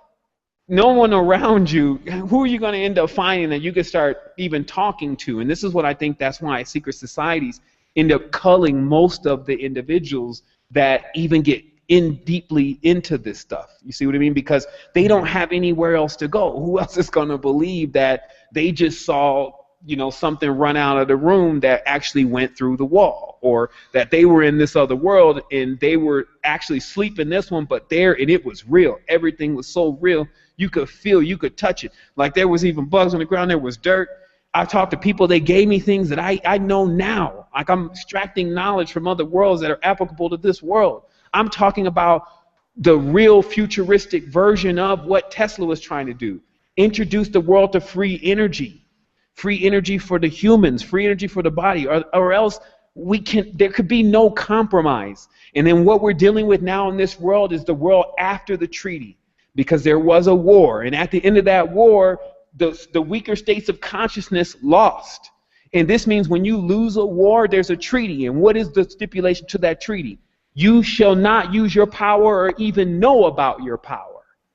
Okay, they talk about these activities took place with what you're dealing with the larger pyramid in Amenti, which is basically the what we call Lower Egypt. Okay, and Lower Egypt is the famous one now. That's where the pyramids are. Everyone says, oh, the pyramids, they think that's Upper Egypt. That's not upper, that's lower, that's the netherworld, that's Amenti. So if you look into the annuals, you'll find, for the ones who wrote this stuff, not all the different variations that came after it, because if someone's trying to philosophize with some ignorance anyway, what are you going to get from that?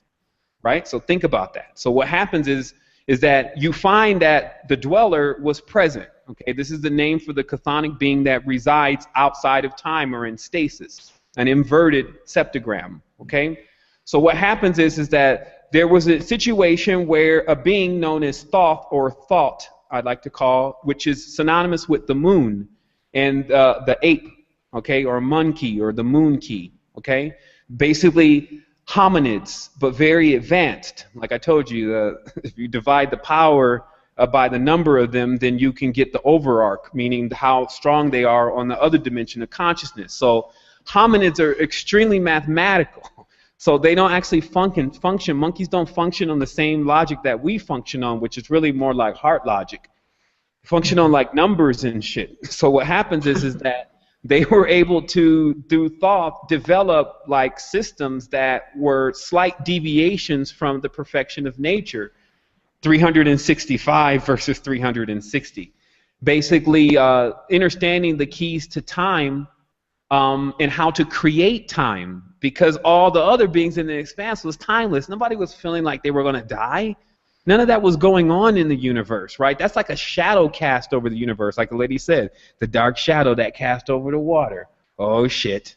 Something's about to happen. Who's pulling in with this big-ass craft? Oh, no, it's Jehovah in the moon again, and the lords from Orion. You know, you start connecting it all. It's the same thing that comes into the, like, what is that, the series, Star, what is it, Star, it's the one that's similar to, geez, why can't I remember it right now? But anyway. Star Wars? No, it's like a Stargate. So the Stargate series, okay, they really give it a little bit there, but at least enough to explain to you what can just happen if something more advanced comes to a less, or so-called conceiving less planets. Meaning that what happens if a being that does have a little bit more future tech comes along and doesn't want to give it to you and offer it to you to help you, but wants to enslave you with it, okay? Is that any different than computers? Is that any different than any? This is happening now. That's why I was saying that we're on top of this empire, and this empire is running its rule indefinitely. It's running its golden age indefinitely. It's tied the circle, is tied a coil into a circle. The difficult thing about this is bringing it into English. English is like stuffing an elephant into a straw, because what I'm actually doing, if people will understand, is I don't have to necessarily access this kind of information for myself. I don't need this kind of information to convince me of who I am and what went on, etc. But if other people need it, then I have the ability to go and extract the information. So what I do is I go down this tube, because part of the question early in this is how I'm capable of, where's my information come from? Yeah. And it comes from merging two chakras that make everything like a tube. And then all you do is identify the tubes. And this looks just like a star field. It looks like what you see it as dots. But instead, in this 3D vision, it looks like tubes with light coming out the tips of them. Then I can see the tube that's related to what I'm looking for, and I go into the tube. And then from that, I can actually see the reality. It's actually a visual thing. But it's all streaming in real time. That's the best way to put it. So what happens is that there's one side of the brain that just shuts this stuff off. It's basically when you think. That's why Thoth is, to get us back around to what we were originally talking about, thought is dangerous. Because when you think, it shuts down, the tube closes, you can't even see, like you forget, and then you actually are trying to find the tube again amongst what just looks like darkness, right? This is what happens as you're trying to communicate I'll just put it like that. So what happened is that if you read the Emerald Tablets, what you'll see is that Thoth actually was the one that created the big prism or the big prison out in Egypt. That Thoth was the one that actually created the languages that we're using now, because previously there wasn't these kind of languages. Everyone was using like the frontal lobe to talk. Like there was no communication. There was even no need for mouths. Okay? And this is another secret. If you need to understand what the human really is the human's a composite being. Right here alone is one complete body. Down here, there's another body. They show you this in phi geometry, that you can find the different parts of the body, and different parts of the body are developed differently, or they're on a different stage of consciousness. But let me show you just this, that the more advanced stages of the body have some kind of generative principle, meaning they can actually create some kind of life, and everyone's familiar with that. That's their genitals, right? But there's another one on your body, and you are totally unaware of it because you haven't realized yet that your body is separate bodies. And this is your tongue. That your tongue, if you consider that this is a whole body, your tongue is actually positioned where your generative principle would be, right?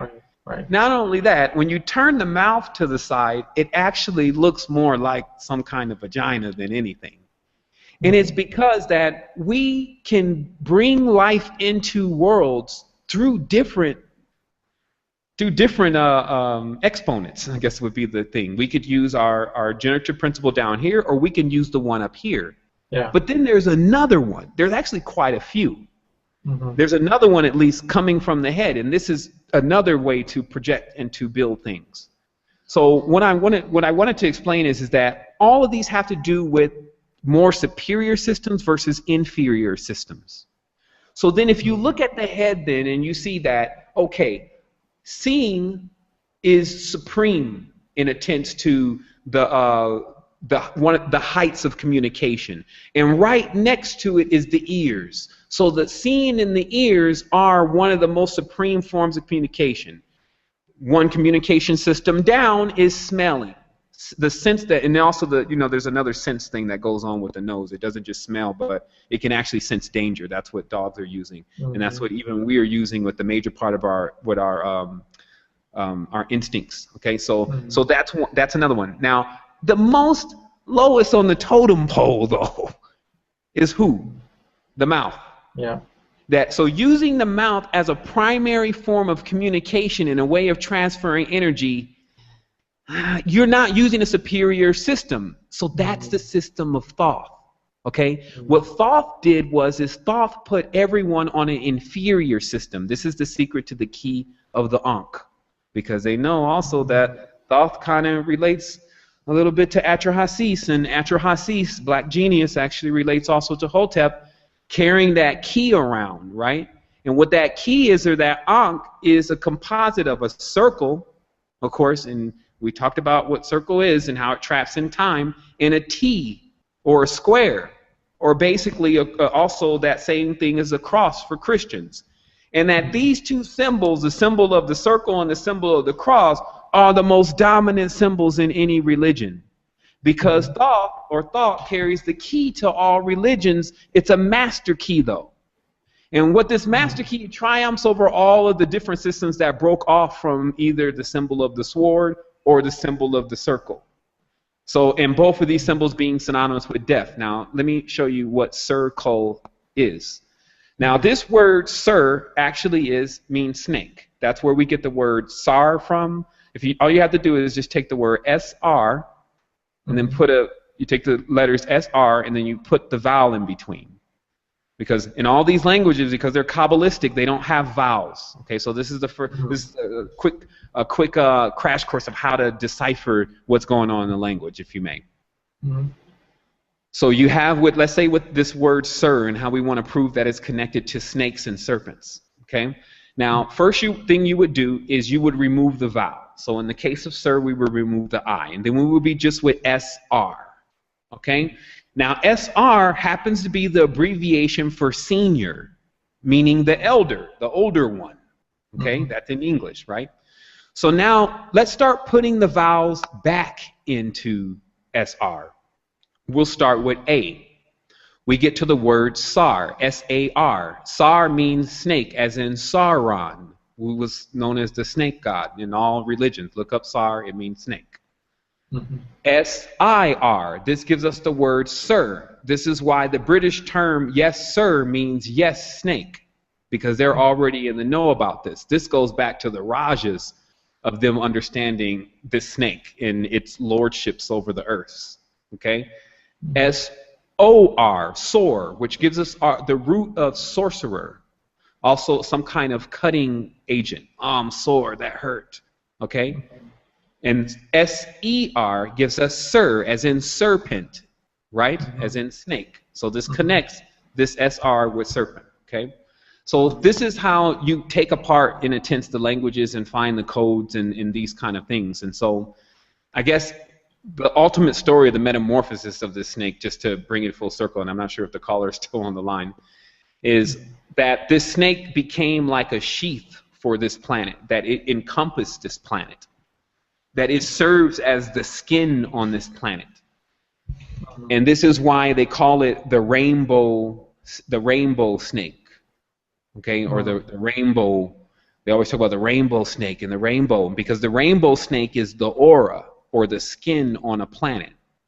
It's a shining snake, but the snake also causes division because it divides everything within it based on, based on the frequencies, the colors, the spectrum, right? The snake has two purposes. It is a protector. That's why the pharaohs wore the snake on the head. This is because the snake's skin is shiny and shines, nothing from the outside is going to actually be able to penetrate it, generally. Just think about it. Like, let's say, for instance, we're inside of this, and look at it as a ball rather than a tube, please. But if you're inside of it, and it's got this shiny coat on it, that shiny coat is what's like your skin keeping the infections from getting inside, unless there's a chink in the armor, right? And so what happens is that, but there's a double purpose, and this is why it's called serpent, as in the pentagram. It also makes a shell when it does this. And this shell can actually trap the beings that live inside of it. If they decide that they want to get out, how are you going to get out of the shell? If you put a hole in it, you're going to bring in all the stuff that's from the inside. So this is real talk. Like, people need to understand what the hell we're really dealing with here. You're inside of a bubble, and if you poke a hole in it, you'll let things come in that will infect the planet. But you want to leave. So how do you leave? It's a riddle. You collapse time. You have to be able to teleport from the inside to the outside. You're not going to ever get out there. Like this whole idea of them going in space shuttles, this is why they try to show everyone that crap. They're not going anywhere. You can't go outside with a space shuttle and pop out of anything. That's not even what's going on. That's an illusionary perspective of how the Matrix really works. It's inside. You have to go actually inside through your own star clusters. It looks like you're flying through keys. And then that's when you get off of the zigzag path. This means that the path that's all complex and confusing and you don't know what you're doing, there's no experience involved, you're not really changing your body, you're not stopping eating, you're not doing anything that's really going to cause some change. This is the zigzag path. And so with a zigzag path, if you're looking down it like a tube, you can't see to the end of it. Like you can't see the light in it. Okay? But if you have a straight path, you can see the light, as they say, the light at the end of the tunnel. I just had a question for Phil. It was just to explain the differences between Eastern and Western mysticism. Listening to a lot of Michael Cicero. He talks about not really affiliating with Eastern mysticism. So I just had a question for Sevan and his opinion on that and why individuals in esoteric teaching don't really affiliate with Eastern teachings more than the Dravidians and such. But for sure, and that kind of gets into. All right, thank you. All right, go ahead, Okay, Sevan. what that gets into is that gets into the next part of the Thoth story, because remember, this story is really difficult to phase lock, but that basically that there was the creation of these different religions and customs, and that Thoth and the Atlanteans, which were really boatmen that had understood this priestcraft, began to bring this knowledge to different cultures, i.e. the culture of living and the culture of death. So you'll still see the symbols match up all the time with the Ankh. Either it's a circle or it's a cross. Either it's a curve or it's a straight line. It's as simple as that. And then so one culture is taught, especially if they're on the Western Hemisphere where the sun sets, they're taught one system, and then the other culture is taught another. And then as there keeps becoming the population increases, eventually all these forces will have no choice but to be close to each other. And that they will definitely come into some level of conflict because they're actually, like, this is like a circle meets square. And so once this thing happens, though, that there's a birth from that. And so, you know, the controllers, the universe, whatever you want to call it, is used to keeping systems going like this kind of way. Energy through conflict. It's the same energy through combustion, right? Which is the same thing that you see that the car is running on. That's combustive energy. So I believe that when you get into another stage of consciousness, you begin to use, let's say, magnetic energy more so in your states of consciousness. That's when you start really gliding into those worlds, and definitely gliding through this one. Here's the other thing about the interesting thing about Earth is that Earth contains an entire frequency spectrum. So realistically, you can get with individuals that are harmonized on extremely incredible frequencies. And it's important to not see frequency anymore as numbers, okay? Because numbers make you numb. And this is just like another one of the biggest games that I just uncovered, is that this whole frequency thing with numbers. Like, oh, this is 452 hertz, or this is 145 hertz. Now, there's a lot of power in those frequencies, right? But still, we have to realize that what frequency are you really playing? And the frequency that you're really playing is multiple frequencies at one time coming from your organs. But they're all working in harmonics to make one tone. So we can't even say that, oh, that tone is 17 hertz. It doesn't work like that. Like it's like several fibers all twined into one larger fiber. And then that's making it, you know, what it is. And so if you're trying to label it and say, oh, that's 555.2 hertz, that's Thoth. Thoth was the god of that shit. And I just can't really stress it to people enough that I realize you're dealing with these beings that they deal with science, right? And science is trying to prove something that already exists.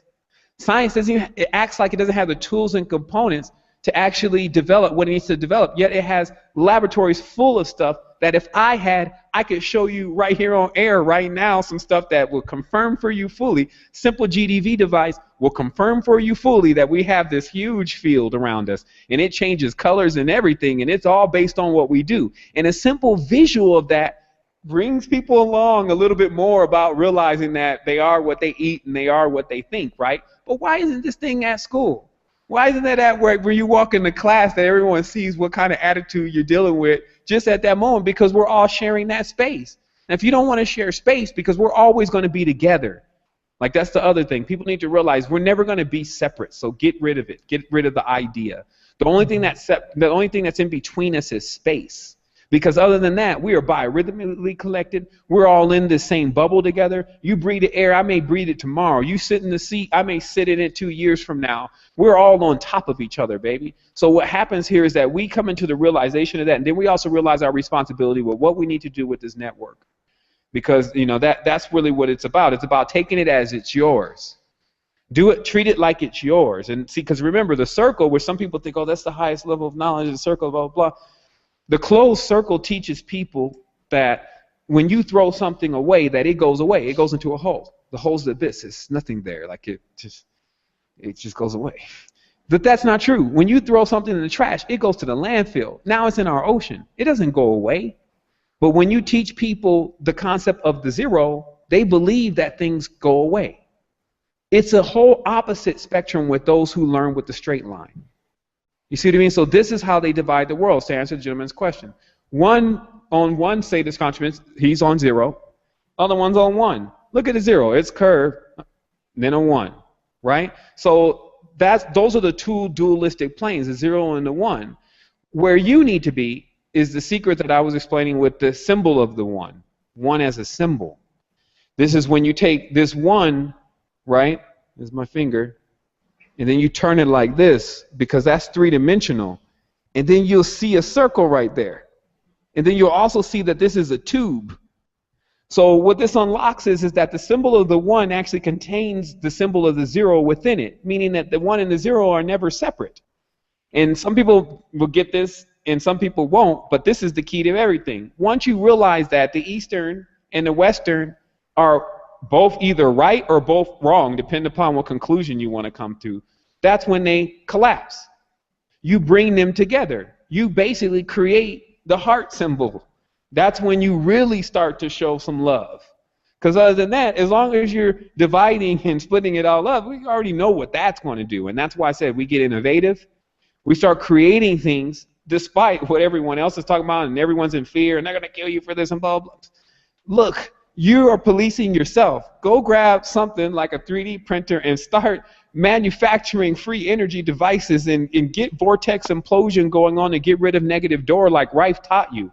Go back on Tesla's videos and bring back out the static electric or pranic electric generators and bring those back out and reinvent those. I don't have time to do all of this. My ideas are open source. I give you my ideas. Like, they're not mine. And then, okay, I had a question about the moon.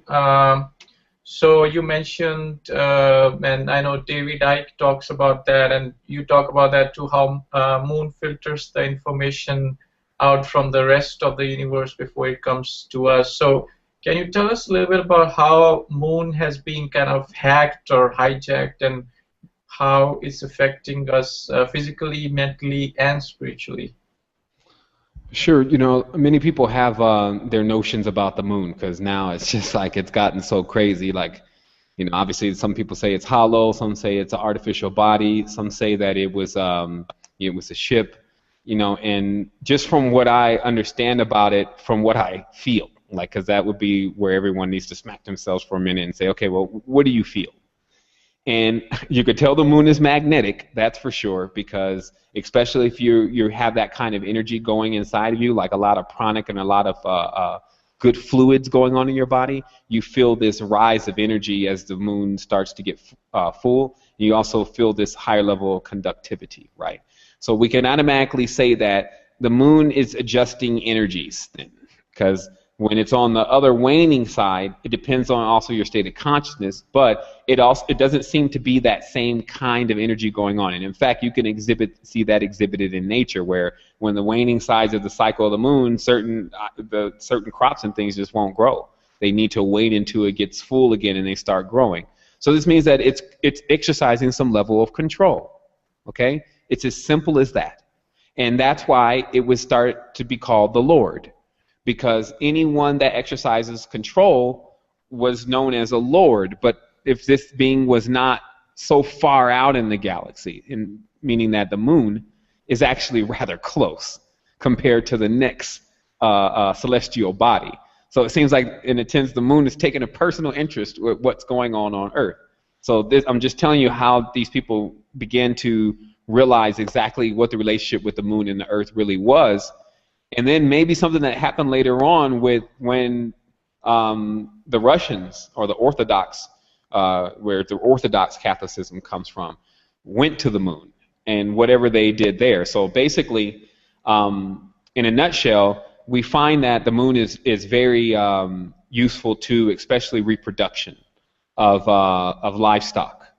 And this is actually why there's a big connection with cows, which is what in the ancient times that people really wanted more of than anything, the bovids and the auroch, because that was going to give you meat, that was going to give you cheese, that was going to give you that was going to give you the horn, that was going to give you all sorts of different things, the coat, you know, and all those things, just like the buffalo to the Indian people, were very important to this specific people during this time. And so what I believe personally is that there seems to be some very uncanny connection with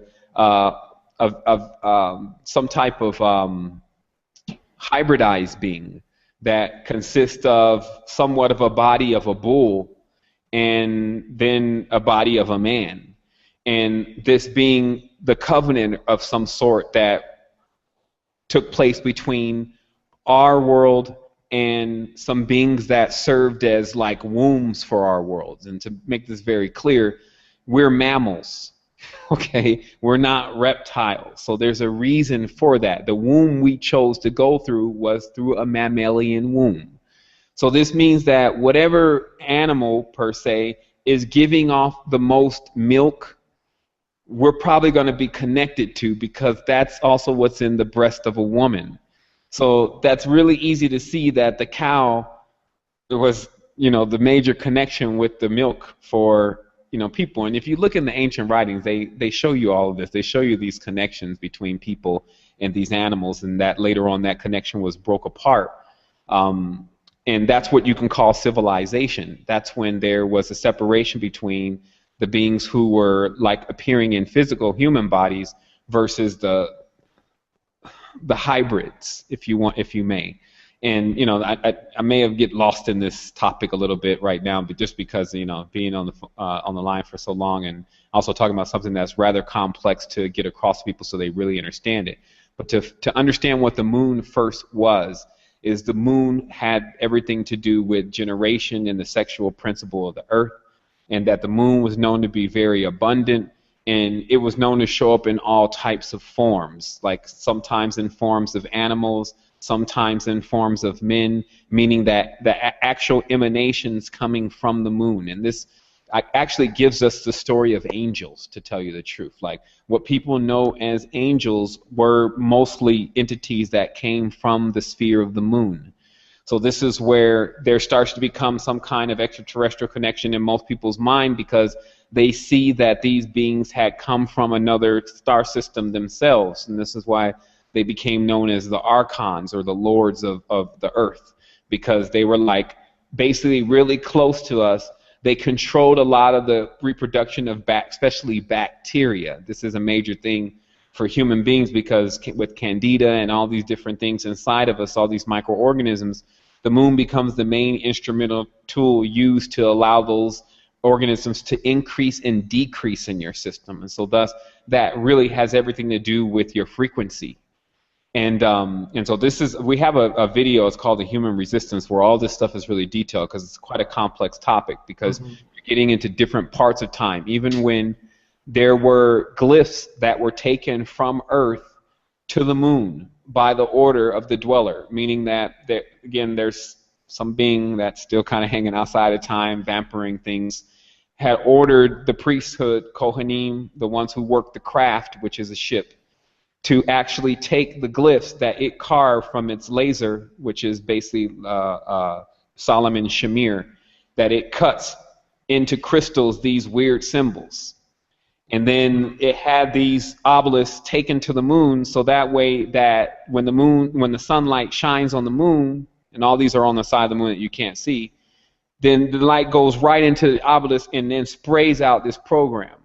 And this is, I'm taking you so deep in the fringe, they may just cut the conversation off. But basically, where I'm at is I see this code running. When you're using the third eye, you see this code running through everyone. You see these codes.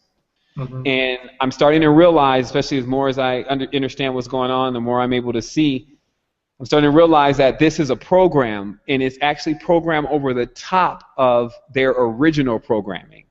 And this would also be very synonymous with another atmosphere basically created outside of our Earth, right? And this atmosphere was served like a sky window. You could basically do the same thing you do in the laboratory. Do you remember when I keep saying that the whole problem is if you punch a hole through the atmosphere, you can break the canopy and all the water falls and then it's over. Everyone goes to the next thing. So to avoid doing that, which is what they don't want to do. See, some people think they want these malevolent forces want to destroy the world. Oh, no, they want this thing jam-packed full, because that's going to be more energy, right? Yeah, right. But in order to keep these transmissions going on and keep their communication going on, which is leaving this sphere, you would have to create some kind of artificial bubble or grid that you could open. You can open one part and keep another part closed. Go inside, have that part closed, and then that part open. So that way you never expose the actual reality, the petri dish, to any external, any kind of external energies, because these external energies cause. This would be very similar to a hole in the sky, that you start seeing certain things out there, and this all of a sudden, not only from an etheric level and a feeling of what you're feeling coming from out there, but just from a visual level alone, you realize that shit, there's something out there. So all of your senses are being bombarded at once that there's something even more vast than what's going on Earth. And so to prevent that, you need to create like a cloak, something that even when you open it and even when you're doing things up there, nobody can see it. And so this can be done, and I know 100% it can be done. I've seen this, and it's basically it's how the dream is being programmed, and that's what I was getting into earlier. And this is derma, or which means skin in Latin. This is dream programming. It's when you basically program the light codes, because all of this is still light. That's what we need to understand. The highest level of energy of the energetics of this looks like a light. So, and then the only thing that's different about these lights is that they're different shapes, and they're different color frequencies, right? But this is programming. So if you know how to build something or create something that emits that, which is a simple craft, this is not even complex. Crystals are a key component to this. And then from that, just some kind of energy that can emit through it, like mainly a sun. And what that does is it sprays out a program or a frequency all over everything. And then so you'll find that if the beings that are being subject to that don't have the shine in themselves, like they can't like repel it. And this is the easiest way to explain it. This is why the stronger states of consciousness have a tendency to win. Notice now, trying to get some high-level knowledge is very rare right now. All you get is Jay-Z and all these idiots. I mean, it's just gone crazy. Nobody's sharing knowledge. All they're doing is the same thing over and over and over again. The reason why I say an idiot is because only an idiot does the same thing over and over and over again. If you look at my conversations, I constantly keep progressing with knowledge and thought, because that's how it's going to work. You're going to keep coming into new things. You're going to keep expanding, and it's never going to stop. But someone who may be into some level of ignorance is going to keep being redundant about something. They're going to keep having the same story. Oh, the Anunnaki are going to come for us. And then when they land their ships in the gold-faced giggies, they come here and then they bring their future tech with them, and then they're going to emancipate the Earth because they're going to get rid of the negative forces. And remember, the people who created these stories also created Capcom. They also created the comic books, Marvel. They created all of that as far as from a literal level, like what they can write, right?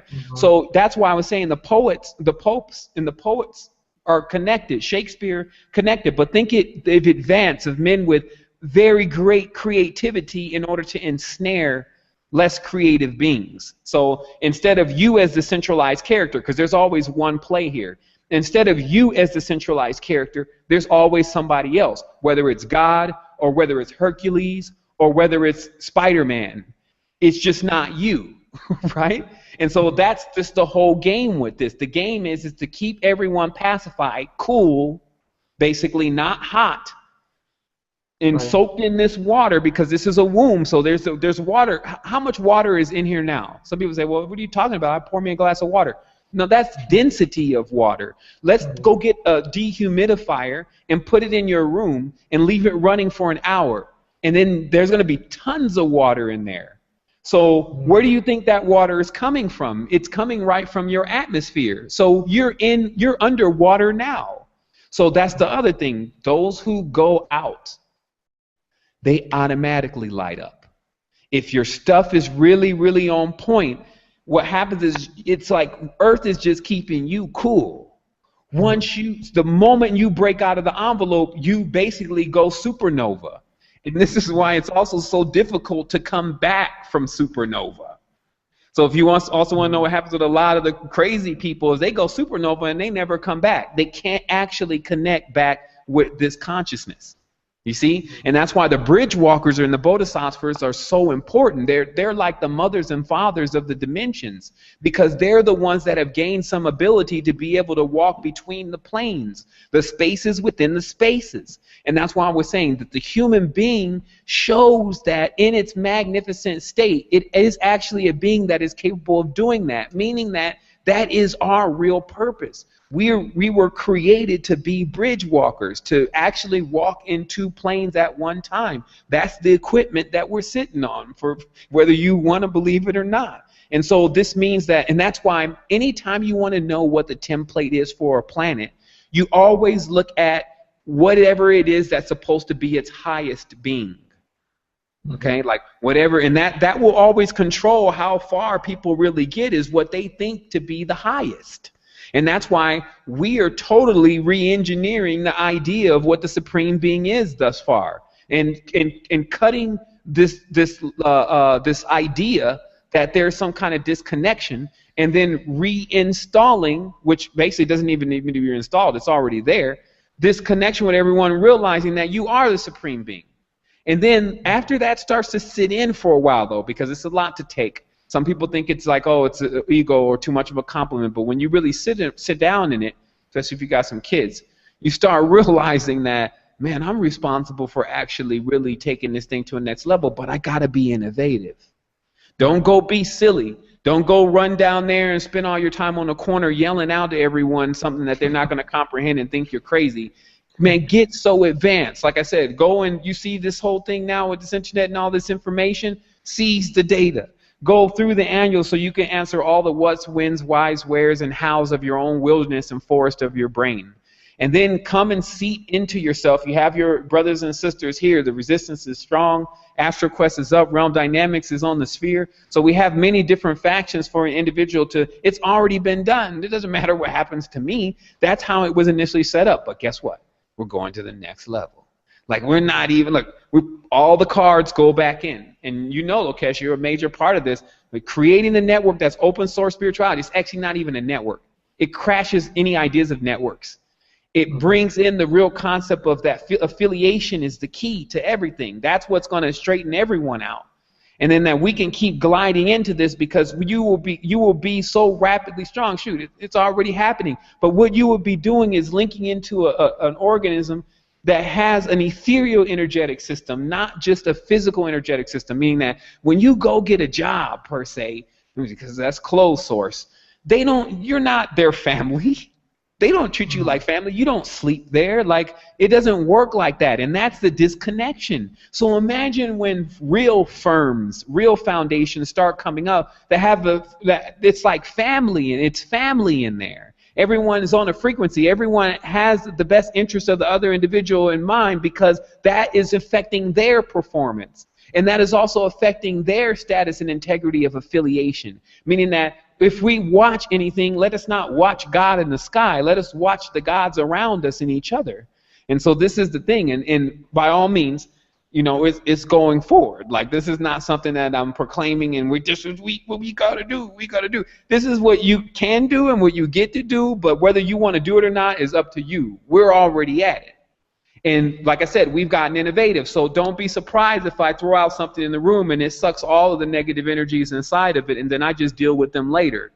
But don't be surprised if it was done with devices that were so damn simple, it actually makes you realize that all science is stupid.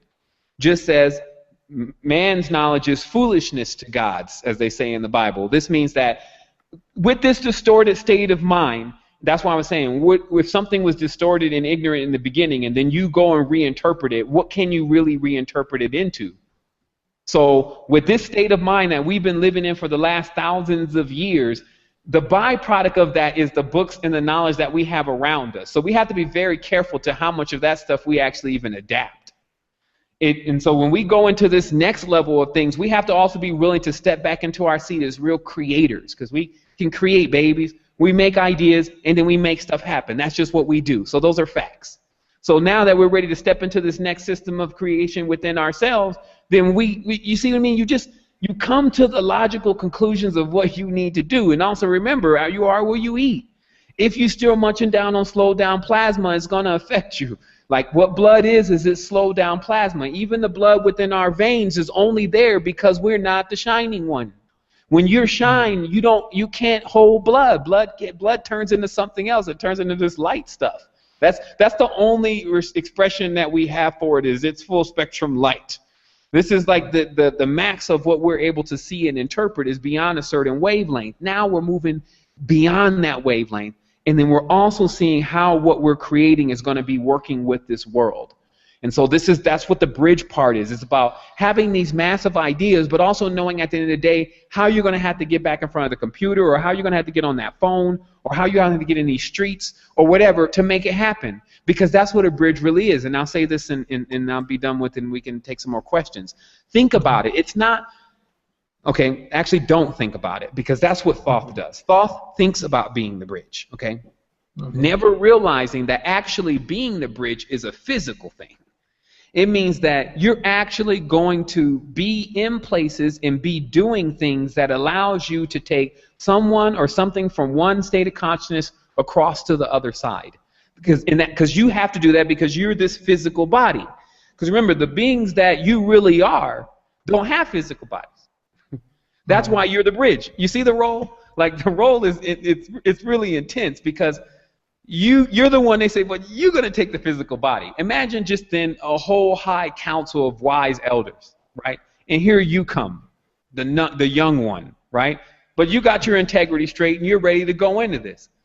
They're going to definitely use you as a conduit to bring the massive levels of knowledge. But guess what? There's one clause. Through your body. See, because everyone else is going to remain in the high council. You're going to be the one that's going into the crucible. So understand, a bodhisattva was a Mashiach. It was a Messiah. It is the bridge walker, the one who actually decides that they're going to go into the crucifixion. And then likes it. This is another thing.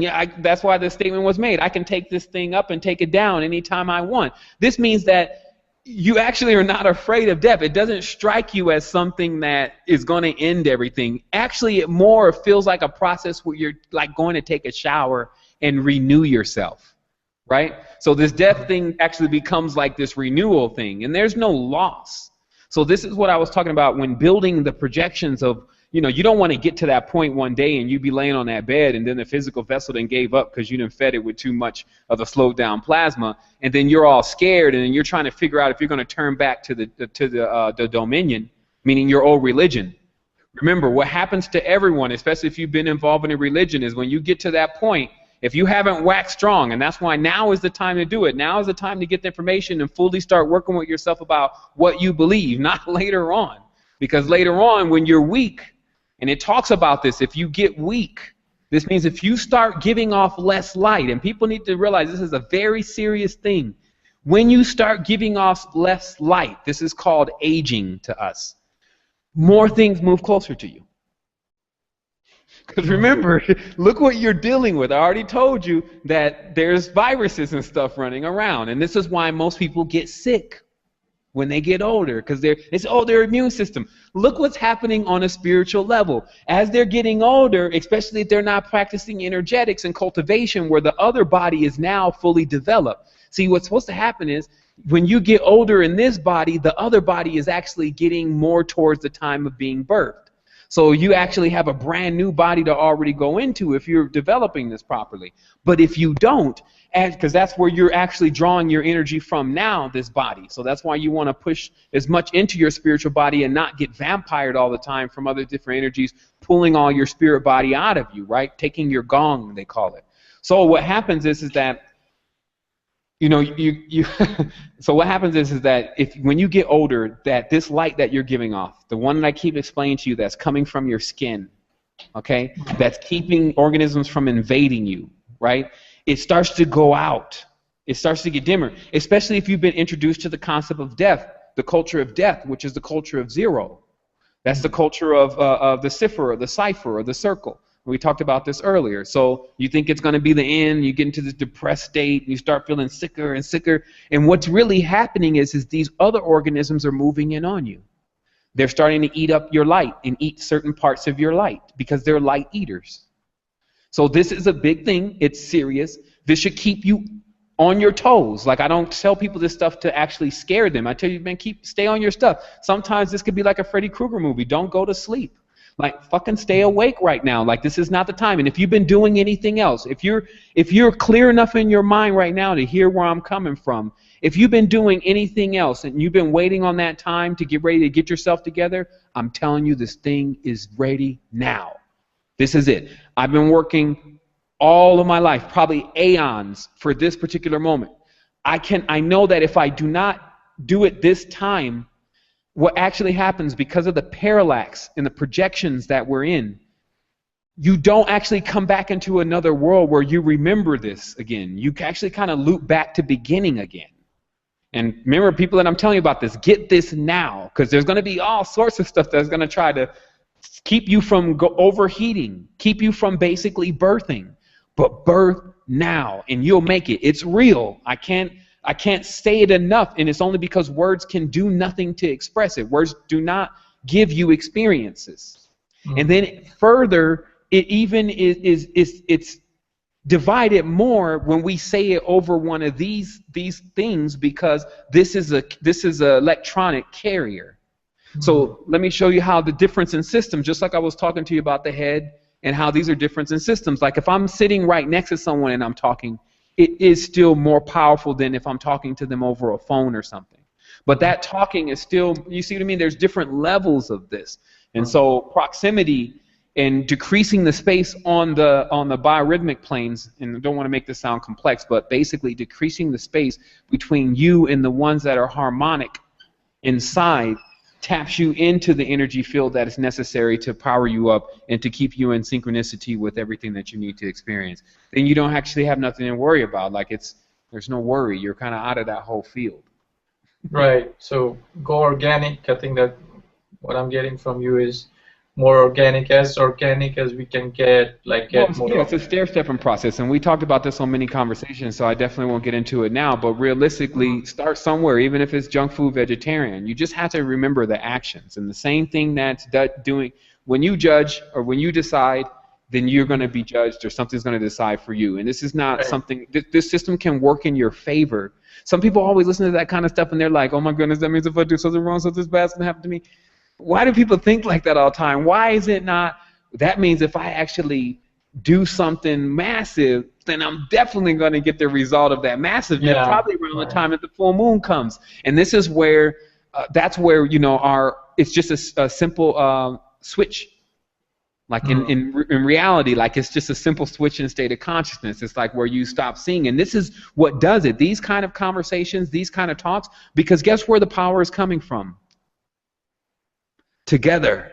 See, when we're together, like, the more that we talk, the more that we build on this, the more that we start making stuff happen, the more that things happen, everybody starts getting hype. And guess what? Because it's open source, everyone's also benefiting off of it. Meaning that it's not designed, this is not a charity.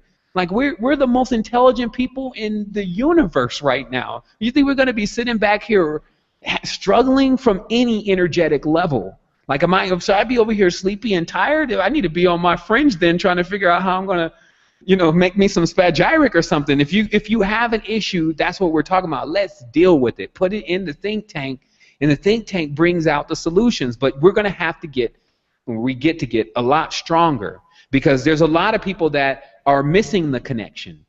Mm-hmm. That's what I'll say. As a bridge, what happens where the areas where there's no bridge? They didn't carpet bomb their bridge. That's the states of consciousness over there, right? And this is the key part of the conversation.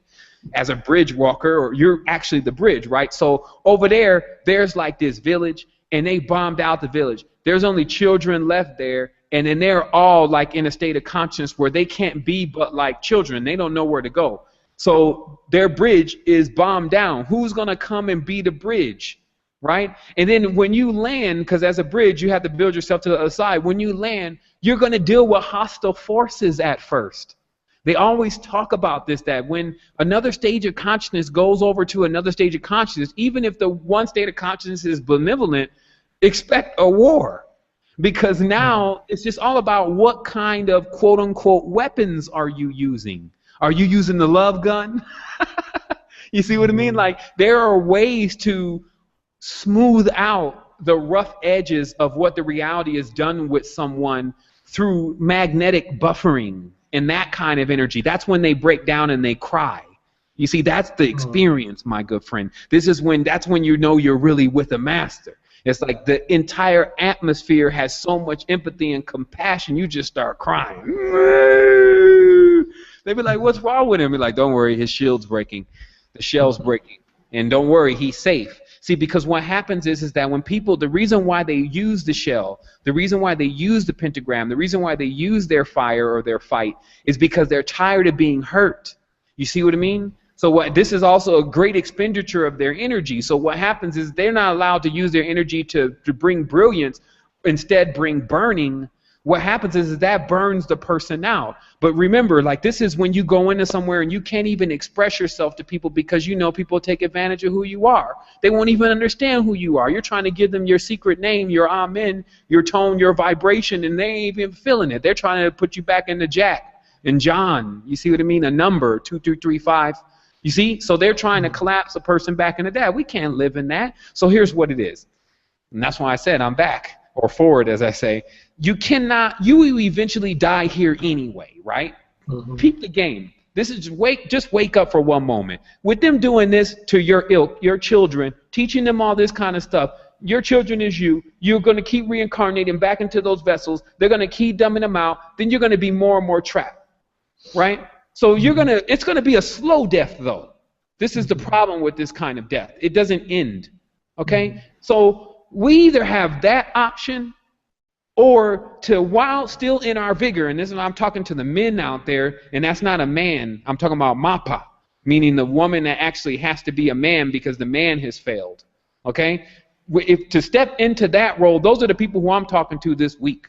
You see what I mean? That's the frequency that I'm on. Be a father for this planet and bring your fire. Let your fire go into your mind and let it take you to your next stage of your innovation and what you really need to do for this planetary system. Accept it as yours. Don't be trying to run off nowhere, because you're going to run in a circle. Everything is a circle, no matter what. If a person takes off really fast in one direction and I start walking very slow in the other direction, we'll eventually meet each other again because we're on a cycle.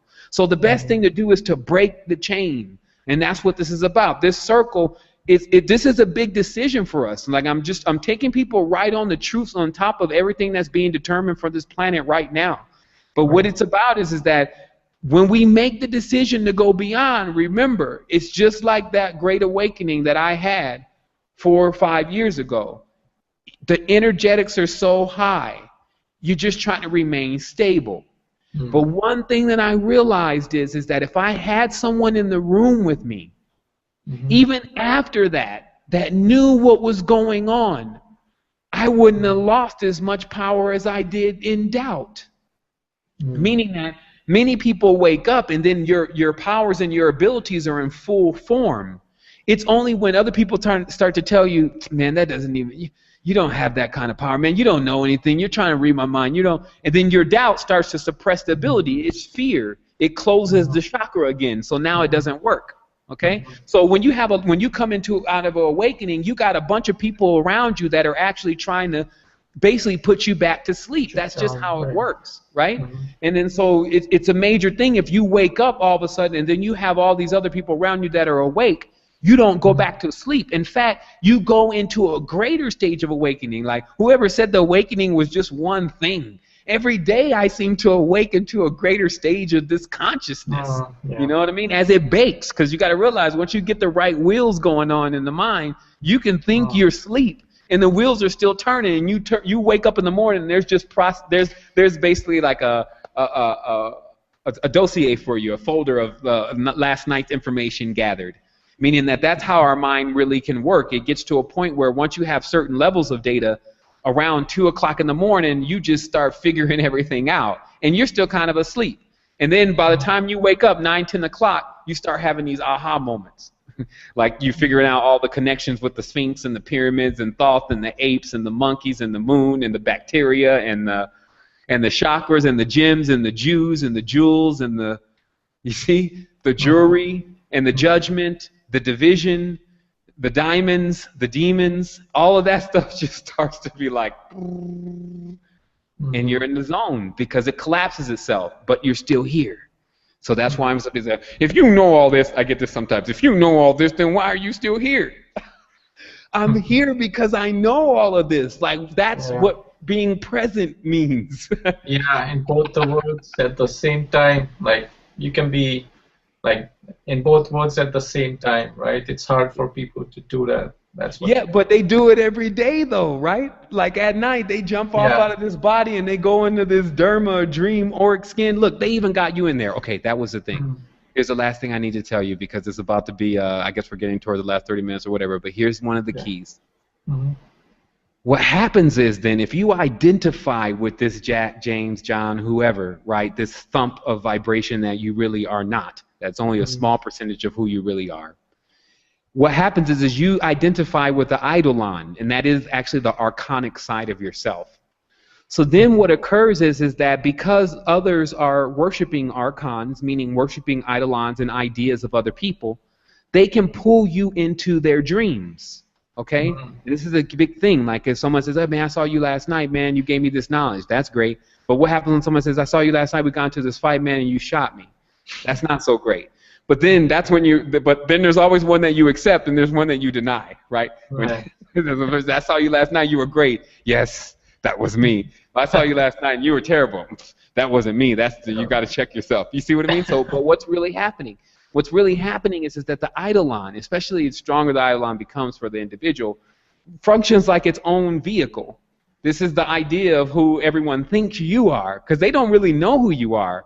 Especially if you don't know who you are, how is everyone else going to know? If you don't know your Amen or your name, how is everyone else going to know your name? The only ones that really know are like your mother. You see what I mean? Because they know who you really are. Like they've seen all the phases, so it's a feeling to them. It's not a name. Okay, so what happens here is then if you start doing it, if you start identifying with James, and then you start identifying with the person that's in the mirror, and I'm only talking to myself, right? Then that eidolon has more control over you, especially what people do with it in the dream world, and even what sorcerers may do with it, and even what the exchequer may do with it, and what other papers that have your name on it may do with it. So if you start thinking, this is my signature, this is my face, this is my name, everywhere that imprint is, even in the dream worlds of individuals' minds that are entwining you, it actually affects you the more you believe in it, okay? But the more you identify with it is what I'm saying. I'm not talking about morale. I'm talking about identifying with Earth creature, meaning the basically 1/billionth of who you are, okay? Because what happens is that when you get into this next stage of consciousness, it only comes about through this method when you don't identify with this limited character that everyone has wrapped up in a web like a spider. And it's because anyone can be a witch and a warlock. These are all W's. This is the zigzag. This is when a person actually sends out negative energy to you, especially when using some kind of spell or curse. What is a spell or curse? Spells and spelling are related. A curse is when someone cusses you out and says, you be MFing blah, blah, blah. That's a curse. Because the energy that they're carrying at that moment is really what's shifting and molding those words. So this means that anyone can be a part of that kind of energy. So just realize that in all of this, the more you identify with this very limited character, the more at a disadvantage you will be because you can get all your energy pulled down. That's what happens to a lot of, especially the actors and the stars. They're so identified with this whole character that they've created that everyone is tapped into it, and their life is just a disaster. But the less that you identify with the actual form itself, and the more you get into the real expanded side of yourself, even things that you don't even know are going on have less effect on you. So I'm not sure if I did the greatest job of explaining that, but I'll probably have to explain it again tomorrow. But just realize that that's where this control really is. It's a two-way street. The more you identify with the eidolon limited character, the more you can be controlled by the limited character in all the different aspects that it's been replicated itself in. There it is. Wow. That one you probably had to listen to twice, but there it is. Like that right there is a big key to this. That's the key to clear face. Oh yeah, I probably have to listen to it 10 times before I wrap my head. So where are we at now? I see that we're about 3 hours in. Oh But we yeah, started, time. well, that was just us though, because we were on 20 minutes or 30 minutes earlier. Yeah, we are still on Block Talk and we're still on Hangout. So, Nice. well, Was like that they all the say, questions? yeah, I think we pretty much got most of the people who were online. I see one person who dialed in later on, but I'm not sure it's the same person I talked to earlier. But we're gonna probably end in a few minutes. Okay. What we should probably do is just wrap it all up and tell our plans for the future. And you already talked about some of the projects you're doing, and as we mentioned earlier, we're going to have a few more talks later on because what we're trying to do is try to break it down for both beginners and advanced students, like people who are learning Right. these And concepts. they can really see today's show as like a chapter list because each of the Right. subjects that were brought up, we skirted over the top of them. Some people may even think that we even desecrated them a little bit because we didn't elaborate on them enough for people to get the balance that is necessary for them to see both sides of the situation. But to understand that there's always going to be two sides. Everything that happens on the planet has two sides. There's always what you think was the positive thing that occurred, and then there's always the other side of the negative thing that occurred. And when you gain this balanced ability, then you actually you can see both of them. And this is how you Right. also keep from burning up a lot of energy, because when you're polarized, when you're stuck on one pole, it's like your foot floored on the gas or your foot floored on the brake. You're either going somewhere really fast and burning up too much fuel, or you're just not going anywhere and you're indefinitely stuck. And so what we want to do is we want to have a balance between this, ease into this. That's the other thing. It's like there's a lot of healing because this is really like the core in a sense of this kind of work as far as what the resistance is delivering. We're preparing people in a sense to be sidereal warriors, individuals who know how to deal with situations that nobody can even see, right? So Right. there's another side to this because there's also people who are on this line that, that is not where they're exactly at, and this is where the healing comes in. So really some of these conversations could be quite brutal to an individual in that perspective. So that's also what we're doing is Yeah. we're working more to create things that allow individuals to get exactly what they need, not just being in the stream of it. But there's obviously a lot of us, and I'm one of them for sure, that like being in the stream of the information, the new information coming, Yeah. because tomorrow there could be something completely different, and more than likely Right. there is going to be. We have an ever-evolving expansion to what we're doing. We're not just, and it could be like a roller coaster for certain people, but Yeah. others are just used to being on that roller coaster and enjoy the ride. And so I Oh would also yeah. say that, as you ease into it, you start realizing that, you're just getting started. So you just kind of like, you take off your jacket is what I'm saying. Like some people stick with their jacket on, their gloves on, all their clothes, or Yeah. CLOTHESCLOSE, Mhm. clothes, meaning Mhm. that all of our expressions, like Yeah. our expressions have been completely hindered. Yeah. And it's not saying that we need to go ahead and throw off all the clothes again, maybe, but Mhm. maybe that would actually make people feel a lot more relaxed. But that's what I was saying about in the presence of a real master, there is a shedding of that shell. You crack, and you have to be real because you realize how much you've been pretending, but how much you've been not wanting to pretend. To a Right. certain point, like I said, if you happen to be in environments all the time where you have to be the tough guy, you want to be the tough guy, and you have to hold up, and then you're just huge shield. Then basically, that's what you are for everyone. You take in all the payload. Oh, they didn't pay rent. Oh my goodness, Quita fought with Jack. Bam. Oh my goodness, and you're taking all this in. They always call you about it, and this is because you develop a shell. So Mhm. what we're doing is we're bringing those kind of individuals in that are very inclined to dealing with massive amounts of situations. They become bridges in their own environment, and then we're bridging them into the next stage of what they really are. Because in truth, on the higher level with their oversoul, they're doing that same thing on a more vast level. And so if they can connect more with that energy, then they actually have more components to utilize to do things with. And this is what I'm saying, that you're not just limited to the internet and these speakers and all this kind of stuff. And you have energy coming out of the hands. You have that you speak things into existence, and they just flourish everywhere. You are dynamo when it comes to energy. So those who are around you, they speed up and they regenerate themselves. Those are the other abilities that we have, and unlocking those in proximity is going to get the world into a totally different stage. And this is also not about, you know, kicking someone down the curb that may have done something in the past that actually caused the world to be in this situation. Because I think that everyone personally, if you really know what I know, is doing something to doom the world, like baby Illuminatis, I call it. So the reality is that whatever the kind of situation the person is dealing with, we have to be innovative enough to be able to be the true shamans, true physicians, whatever, and be able to cure those kind of ailments, because those are the more critical stages. So who's the real doctor then is what I'm saying.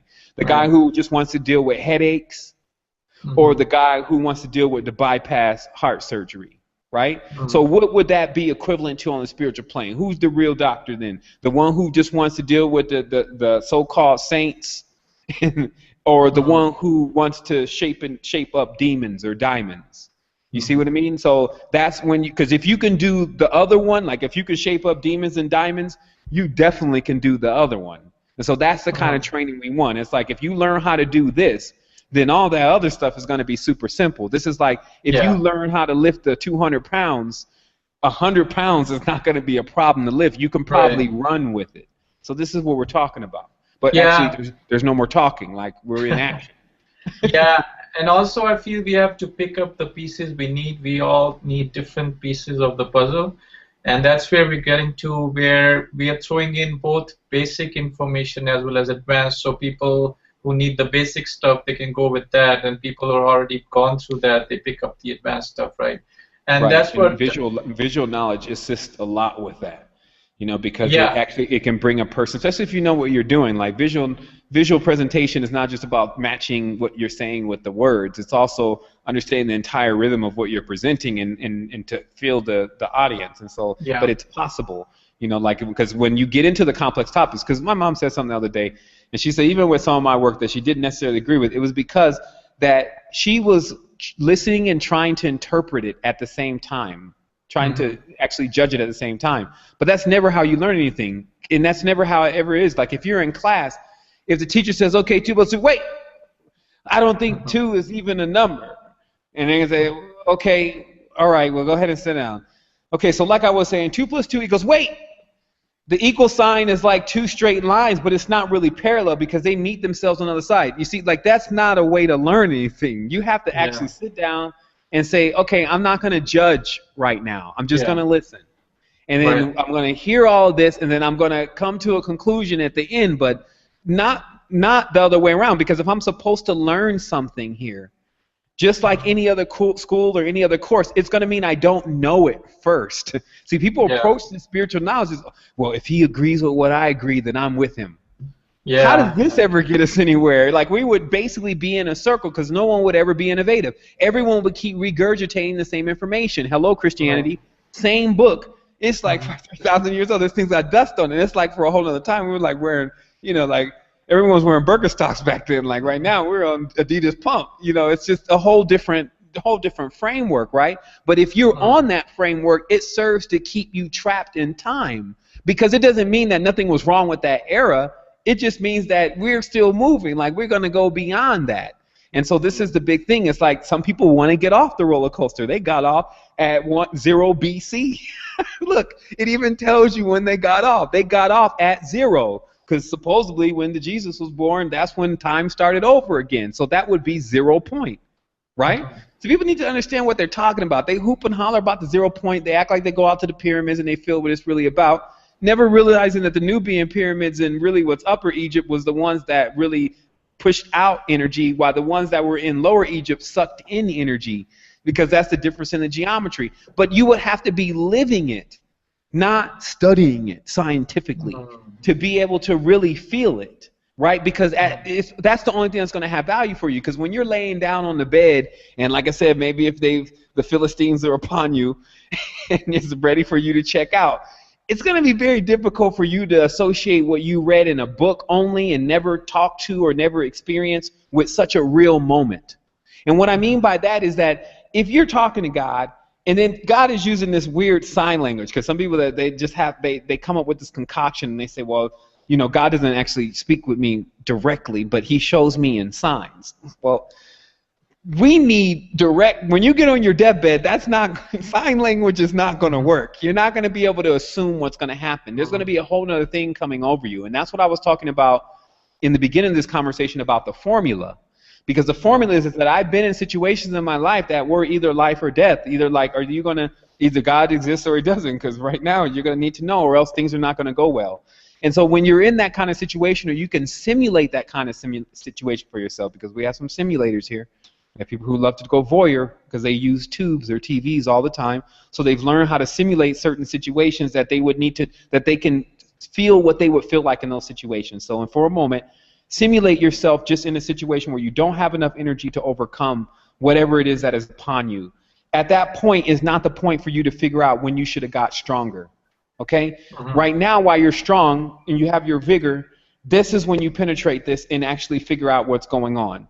It's going to be, because Earth is an enigmatic place, a lot of stuff that's just going to blow right by you at first. Don't worry. Stick with it. This is not like college in a sense where we got to get periods going on, there's another class. This is just simply you looking at something that you don't understand and then realizing that you already understood it at one point. So the more that you actually hear it, and that was a Skype drop, so we're just on the Google, but the more that you actually hear it, the more you actually are able to realize that what it is, because it's truth. Okay? And so that's the only courtesy that we've done, everyone, is that we are bringing truth. And in truth, you will recognize it within yourself. So that's what makes this, at the end of the day, not so complex. As long as you're not overworking in thought land, logical land, and then you actually sit down and you say, well, what do I need to extract from this conversation?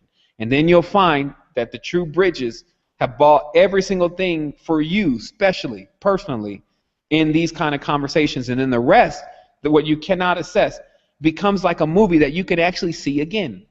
Because think about these days, how many times do you watch a movie these days? Once? Because you watch it twice, you must be really, really bored, because there's no substance to it. But with these kind of conversations, they're enigmatic. I mean, this thing is, it's woven. It's like a Persian rug. It's like you can't even realize where the loop is connecting for the next color. That's the kind of world, that's the kind of life, that's the kind of emission that we exist within. And when we don't have that, because we're just like any other very exotic animal, when we don't have that, we start getting sad. Think about it. You take this big bird of paradise and you put him in this cage in this apartment in New York. What's going to happen? It's not going to be no time. First, you're going to start seeing feathers on the floor, and then you're going to start seeing the sulking of the bird, and then very shortly after that, you're going to see the perishing of the bird. So people need to realize that we're still living in a real organism that does need that kind of interaction and that kind of connection, that really sexual activity, and it's not just physical all the time, that happens with two individuals that are on the proper sphere together, and that they're ready to blend their differences in order to create something. And those differences become not things that we argue about, but that you know electricity and I know chemistry. You see, some people think that differences always have to do with negativity. Notice the hard coding and firmware of the mind. Differences have to do with negativity. If someone is different from me, then that's negative. But that's not true. Differences could be that, like I said, you could be a master in electricity and I could be a master in chemistry. That's two differences, because you're an electrician and I'm a chemist, and surely we can't go and play around in each other's stuff until we learn. But those differences become something we meld together in order to create the innovative device. How's it? So that's when you take evil then, because that's what supposedly negativity is, and then you've turned it into something positive because you brought light to it. Now, notice this then, the last riddle, the plus and the minus sign, and this shows us again that the language in the reality right now is hard coded for you to believe that what is positive is dualistic and what is negative is together. And let me show you. It's basically how everything is backwards, even the words backwards. B-A-C-K-W-A-R-D-S, W-A-R-D-S, drop the A, put the O in there, W-O-R-D-S, that the words are backwards. So the entire reality is moving backwards. So how you can see this, not only just with the even and odd numbers, which you'll have to catch the next show or last show when I explain that, but with the positive and negative symbol is that when you look at the negative symbol, what's supposed to be negative is one straight line. And we already talked about what that one straight line means, that one straight line actually contains a circle. So it actually is everything right there in that straight line, but that's negative. While positive, meaning good, is two lines intersecting one another, meaning actually crossing one another, that there's been some kind of conflict there. That's what two lines that cross each other mean. But that's positive. Go ahead and do that. So you see, this is the game that's being played. This is the hard code to the game. It's in the first level of it is the numbers. The second level of it is the symbols. The third level of it is the mathematical expressions. And the fourth level of it is languages, starting from the Latin Vulgate all the way through the rest of the languages. So that's it. That's all I have to say today. All right, Sevan. Right now, because, man, I'm already about to blow over here. Like, if I keep going, like, I'm going to go supernova on the phone. Tomorrow, obviously, we're going to be, man, I'm going to fight with not airing this tomorrow and just doing a show, because it does take quite a bit to push out this kind of information simultaneously. But at the same time, I need to get myself more prepared to be doing that anyway. Even though people are like, man, you've been doing this for like 6 years. What are you talking about? Well, because I just got started. As I keep telling people, I just got back. Like, realistically, it sounds strange, but I wasn't actually here. The individual that you're dealing with, though, before this point was definitely capable of handling things, and especially being a great conduit at bringing the information that I was discovering where I was to the spans here. But it's never going to be the same as me when I'm completely present and into experience, and also into doing what I need to do to stop time, because I can actually stop time. I did it for myself. And I also said this year, after the New Year's, that this was going to be the last year that I count time, that somehow I was going to find a way to actually usurp time this year. And I've done that because I discovered the unbegotten, which is the space that you have no senses in, which is why you can't divide it and why you can't perceive where you are. So this also lets me know where the reference point is for the bridge, of how to go from being in the Zen, which is basically non-identified, not attaching to anything, to be into vast face, which is basically to know everything but mainly truth, and how all the dimensions connect, and how really as above, so below, if you can mine it, meaning that you have to have the type of mind, body, and soul that can penetrate the knowledge and the information that's being delivered to you on this particular plane, because it is a little further away from the original emission point to where things take place. And so just remember, getting to the control point of yourself allows you to see reality without distortion. When you're only seeing from this reality, not using your third eye, but using one of your lower chakras, you can see things in distortion and division, because that's what the different frequencies are. They're, in a sense, filters. So that's a big thing, you know. Yes. Even that one point right there, that little 10 minutes. Yeah, I know. So it was great chatting with you. I know we could go on and on for hours, but we're gonna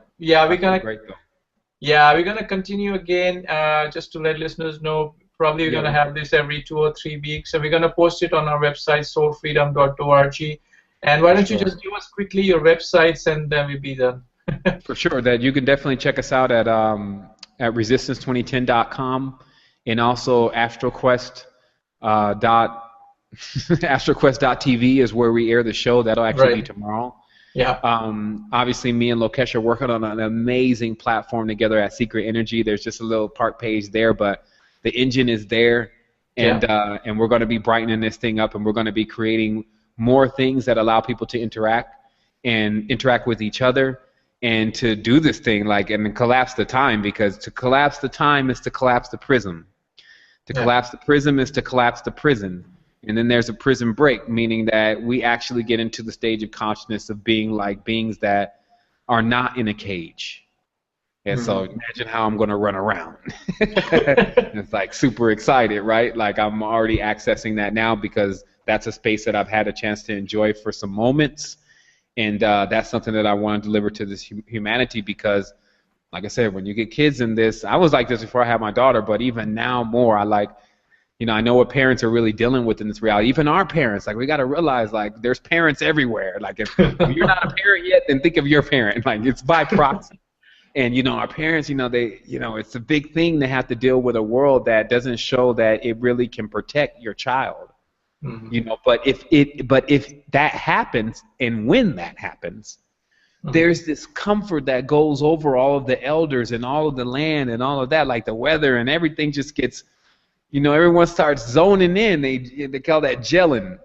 It's like everyone starts to really feel each other and realize each other's purpose. There's no walls of communication, that's blocked. So, that's what we're talking about. So 3 hours has kind of got me ready to run around a little bit. So I'm about Yeah, to it get out of here. was fun, Sevan. I'm looking forward to all the upcoming projects and shows. I'm very excited to work with you. It was great chatting with you. Man, likewise, I do appreciate you hosting the show today. And obviously, it's been an awesome transmission. It was a great pleasure to be able to deliver that message here. And everything is super special. So, this is a point in time that will be so, it may leave like a big ball, a light in the sky. Because that's what, in the end, I'll tell people that's what I think that these lights really are, is that they're like moments in time that, man, it was like something so massive that happened, it just had to leave a light. And Yeah. so I encourage everyone else, be a legend, leave a light. Like when you leave about this thing, put your print in it and let it be for the innovative greatness that you brought to it and how you completely metamorphosize the entire reality. Clean the oceans and all of that, clean the land and rejuvenate the deserts before you close the door. Because the men that did come before us that tried to put in certain levels of the abilities that we have showed us that there was the ability to do that. We can change weather with a small device. In a desert, all of a sudden the clouds start forming over it, and then it starts to rain, and things starts to grow again. And then as far as this power and this electricity through this oil, Tesla had already showed them how to send wireless power using thunder. Because thunder, man, thunder is like such high voltage, but it doesn't damage us. So this means that what it powers doesn't damage us. Like the monitor, if we still chose to use liquid crystal displays, the emission coming from the monitor because of using electricity from the cosmos, it wouldn't be this kind of emission, because it's the same thing that all these devices are doing. They're just emitting what they're being fed with. So when you run a device on magnetic power, it doesn't run the same as a device that's run on electric power. So this is just when you start studying real power, that's what's up. Yeah, we're gonna do that together. And just for listeners, you can also tune into the show again at YouTube. It was airing live, but the recording is going to be there at the same URL where you saw the YouTube live stream. And again, Sevan, thanks a lot, and I'll talk to you soon. Namaste. Thank you, everyone. Thank you. Bye-bye.